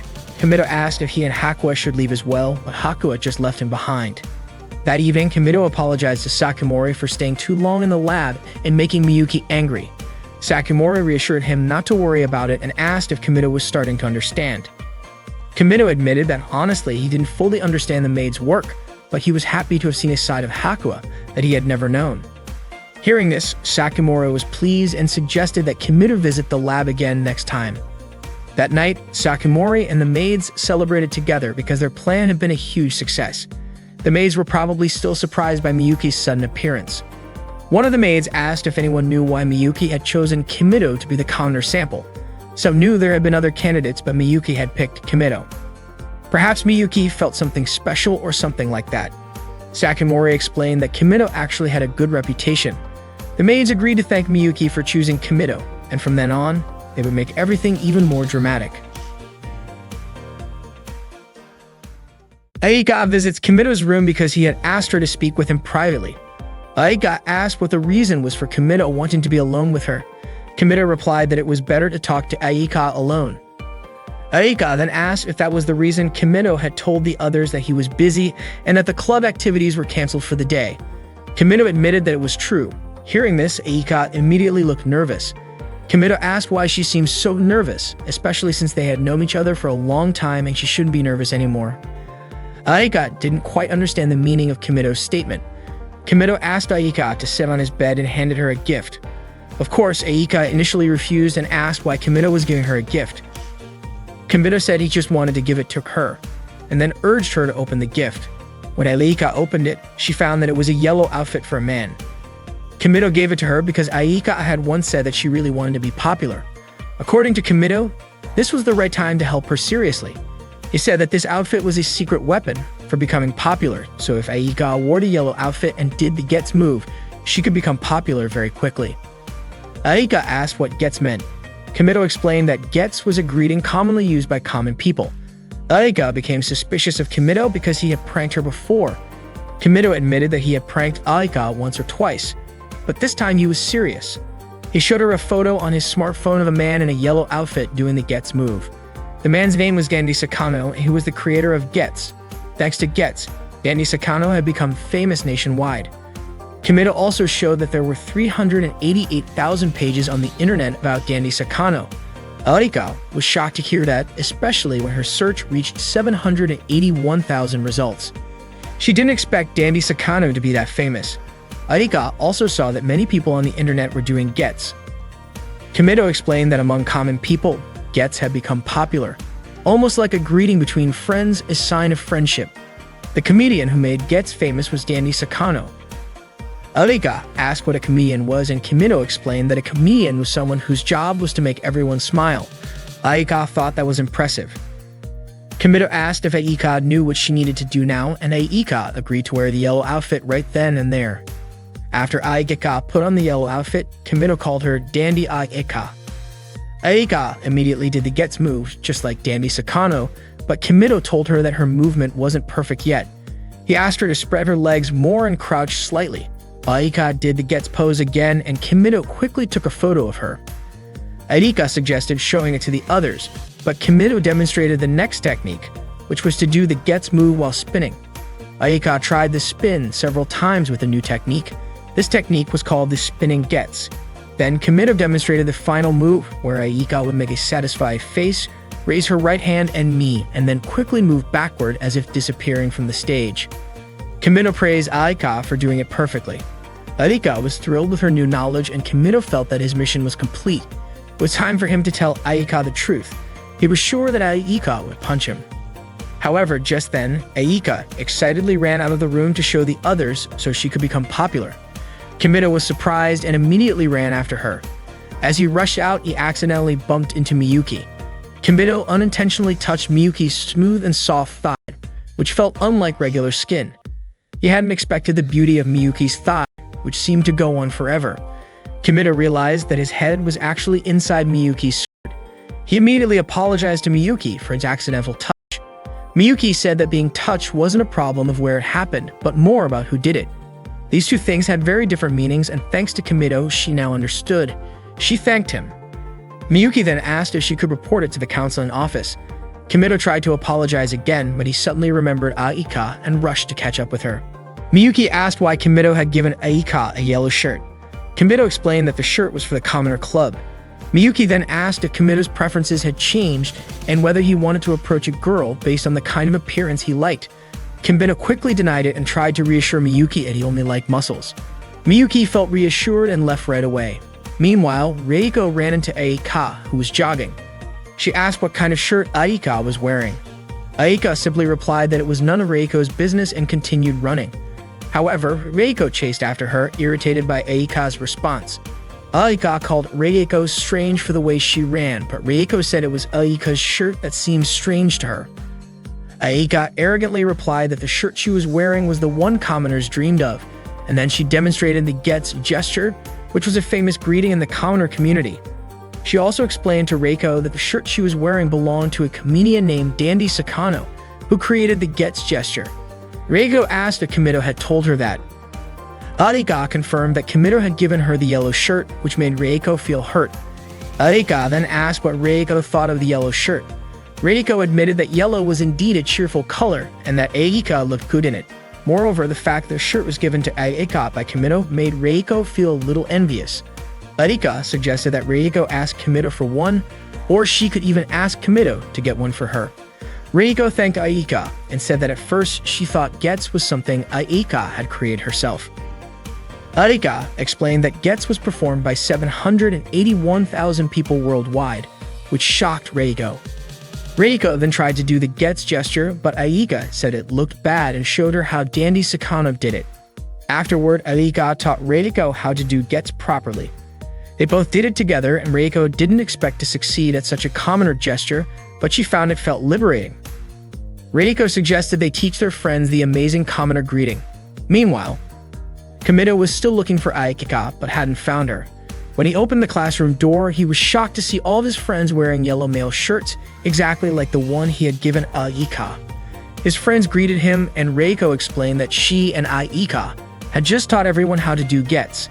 Arika proudly said that everyone had managed to do it and that they could now be friends with commoners. Reiko then asked everyone to show Kimido the gets gesture. Later that afternoon, when Reiko was about to enter Kimido's room, she overheard him on the phone with a friend. She heard Kimido saying that since he arrived at Seikane, he realized that men were better, and that when talking to women, one had to be careful, but with men, anything could be discussed. Kimido also mentioned that he was missing the smell and muscular bodies of men and that he was homesick. Reiko was shocked by what she heard and immediately ran off. Reiko then told Aika, Hakua, and Karen what she had overheard while they were having tea together. Reiko mentioned that Kimido seemed bored in a place where only women were present and that he wanted to meet men. Arika asked if that meant Kimido missed muscles, and Reiko didn't deny it since Kimido had said it himself. Hakua then asked if Kimido was planning to leave, but Reiko reassured everyone that they should not worry about that happening. Arika suggested that they just needed to become men themselves, and by doing so, they could appear as substitutes for male friends. Karen understood that this idea was to fulfill Kimido's desire to meet men.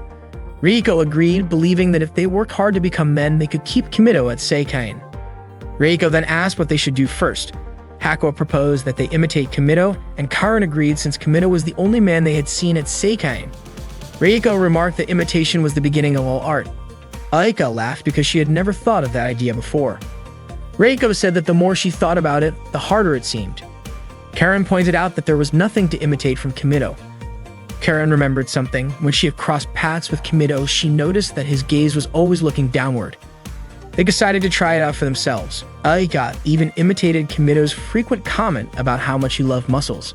Reiko even remarked that it felt like they were seeing Kimido himself. Everyone agreed with that, and Reiko mentioned that it made her feel excited. However, Aika said that Kimido did not speak like that. Suddenly, Hakua said something and slapped her own backside. After that, they all did it together. Aika asked if that was really what Kimido did. Reiko felt that something was off about it. Aika recalled that the man in Kimido's video had muscles, while they were all just girls, and that was a big difference. According to Aika, since Kimido loved muscles so much, they should have strong muscles too. Reiko suggested making a plan about muscles. They quickly asked Sumire for muscle costumes, and before long, Sumire showed them a muscle suit. Hakua said the costume wasn't bad, but Reiko noted that there was only one. Aika was happy to wear it, but Reiko also wanted to wear it in front of Kimido to show off her muscular physique. Unexpectedly, Karen forcibly took the costume because she wanted to wear it too, and of course, everyone chased Karen to get the costume back. Sumire was almost unable to do anything as she watched the chaos, so she decided to leave. After a while of fighting over the muscle suit, they were exhausted. Reiko suggested deciding the matter with a game of rock, paper, scissors, and it turned out that Aika won. Aika was very happy. When she wore it though, Aika looked odd. Reiko said she did not see her as a macho princess, and Hakua agreed, mentioning that it looked strange because of Aika's hairstyle. Reiko suggested that Aika should have a hairstyle like Kimido's. Karen said that if Aika really wanted to look like a man, she should not do it halfway. Karen recommended that Aika wear a homage style like the samurai because Kimido had once told her that every Japanese man wanted to become a samurai. Reiko also advised Aika not to wear a skirt since men wore pants. Then they decided to give Aika a mustache to make her look more masculine. After that, Rieko suddenly remembered something important. She had heard Kimido mention that you really missed the smell of a man's body and muscles. Aika pointed out that a man's body odor was also important, and Rieko asked what a masculine scent was like. Aika said it might smell like meat, and Karin agreed. Rieko asked how they could get that kind of body odor, and Hakuya suggested they might use yakiniku seasoning. After they got the yakiniku seasoning, they prepared to apply it. Karin mentioned that the smell was very strong, but Rieko said it smelled like masculinity. Aika was confident that if they wore it, they would have a manly scent. Rieko then applied the yakiniku seasoning to her friends. Meanwhile, Kimido was relaxing in his room. Before long, Aika knocked on the door and opened it to enter Kimido's room. Aika, Reiko, Karin, and Hakuya all entered dressed in male costumes, the scent of yakiniku seasoning. They spoke to Kimido in loud voices, trying to sound like men. Aika even greeted Kimido with the word miss, which surprised Kimido. He admitted that he wasn't a miss, and asked why they smelled like yakiniku seasoning and looked so strange. Kimido asked what was going on. Aika explained that they had done all this because Kimido was going to leave. Kimido was surprised by this. Aika reminded him that he had said he no longer liked Seikei in school and would leave. Rieko also mentioned that Kimido was probably bored since there were only girls at the school. Because of that, they were willing to take the place of the boys. Kimido told them that their outfits were strange, but he thanked them and assured them not to worry, as he would stay at Seikei. Upon hearing this, they were all happy and relieved. That afternoon, Kimido was walking back to his classroom. Along the way, he passed by a few students and smiled at them. When he arrived, he found Reiko already there, and he asked why she was in the classroom. Reiko said that their class was running low on chalk. Kimido then asked if it was her turn for classroom duties that day. She explained that it was just something she wanted to do, so the teachers would feel comfortable while teaching. Reiko turned the question around and asked why Kimido had come to the classroom. He said that he had forgotten to bring his pencil case. Reiko was a bit surprised since Kimido was usually very disciplined. Just then, a strong breeze blew through the open windows, causing the curtains to flutter. It revealed a beautiful view of the late afternoon sky. Kimido mentioned how clean the air was in that area. Reiko asked if the sky Kimido was used to seeing did not look like that. Kimido said that the sky in his city was not as beautiful as the one at Seikei Academy. Still, even after hearing that, Reiko said she really wanted to see it someday. As the wind blew again, Kimido looked at Reiko, which made her feel shy. She quickly pulled the curtain shut. Reiko said that seeing the sky in Kimido's city felt impossible for her. Kimido told her that if she ever needed help, he would do whatever he could. Reiko smiled and said that in return, she would teach Kimido everything she knew about flower arranging, since he had scored low in that class. She wanted the lessons to be just the two of them, without the others around. Kimido said that would be a big help, and he agreed to it. Reiko asked if they could do it tomorrow, on Saturday, or the day after, on Sunday. Kimido said he was fine with either day. Then Reiko asked if she could make one more request. She wanted him to call her by her first name, just like everyone else did. Unfortunately, Kimido said it did not feel right to do that with her. Reiko gently insisted, and Kimido said he would think about it. The next day during the Commoner Club meeting, Aika asked what they were going to do that day. Kimido turned to Reiko and asked if there was anything she wanted to do. Instead of answering directly, Reiko reminded him about the promise they made the day before. Aika immediately became curious about what kind of promise that was. Reiko said it was a secret, which clearly annoyed Aika. Karin admitted that she was not that interested in knowing, but as a fellow club member, she would appreciate even a small piece of information. In her opinion, when it came to information warfare, even a little could be the difference between winning and losing. Still, Reiko insisted that it was a secret between her and Kimido. Aika pressed her again, trying to get her to spill the secret. Not long after, Sumire showed up and told Reiko that her mother, Hoko, and her older brother, Misaomi, had come to visit. They were waiting for her in the principal's office. Reiko was surprised by how sudden it was and asked Sumire if she had known about it beforehand, but she had not. Reiko said goodbye to the others and left to meet her mother and brother. Suddenly, Miyuki added that Kimido had also been asked to come along. A short while later, both Reiko and Kimido arrived at the principal's office. Reiko greeted her mother warmly. It had been a long time since they had last seen each other, and she was genuinely happy. Hoko asked how Reiko had been doing. Reiko said that everyone was taking good care of her. Haruka then turned to Kimido and said she had been curious ever since she heard about the commoner sample and wanted to know what kind of person he was. Masaomi, on the other hand, looked unsure. He questioned whether it was really a good idea to allow a boy at Seikan Academy. He was seriously worried something might happen to Reiko. Siguri tried to calm him down, telling him not to worry so much. Still, Masaomi asked Reiko directly if she was really okay and if anyone had touched her. Reiko told him that everyone had treated her kindly. Hearing that, Masaomi finally seemed relieved. But Kimido got the feeling that Masaomi's expression was saying something else, something like, "My little sister is the cutest girl in the world." Sure enough, not long after, Masaomi said something very similar out loud. Suddenly, Masaomi told Kimido to stay away from Reiko. Reiko got upset because her older brother had spoken rudely to Kimido, and she told him to apologize. She even said that if Masaomi did not apologize to Kimido, she would not speak to him at all. Miyuki tried to reassure Masaomi, saying there was no way Kimido would ever do anything that could threaten Reiko or anyone else. Masaomi was confused about why Miyuki would say something like that. According to her, Kimido was not like other guys because he was only interested in well-sculpted male muscles. Masaomi was shocked to hear that, especially since Kimido immediately walked up to him and complimented his build. Masaomi quickly pushed Kimido's hand away and said that letting Reiko get close to someone as indecent as Kimido was not good for her studies. He admitted that he had a big problem with it. At that moment, Haruka stepped in and scolded Masaomi for causing trouble for others. She told him to sit down and calm himself. Then out of the blue, Haruka said that Reiko's marriage had already been arranged. Reiko was going to marry Mr. Satoshi from the Konoe family. The family meeting would take place the following Monday, so Reiko would be sent home with her mother that day. Haruka said she had received the proposal after the New Year's party. The Konoe family, just like theirs, came from the Goseng bloodline.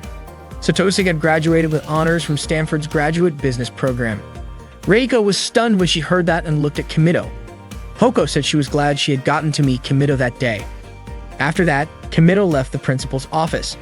Apparently, Seikan Academy used to be a place where people came to find future wives. Parents who had sons would come to the school and watch the students. If they spotted a girl they thought was a good fit, they would visit her family and ask for an engagement. Once things were decided, the girl would leave the school and stay at home until graduation, so she could focus on the engagement process.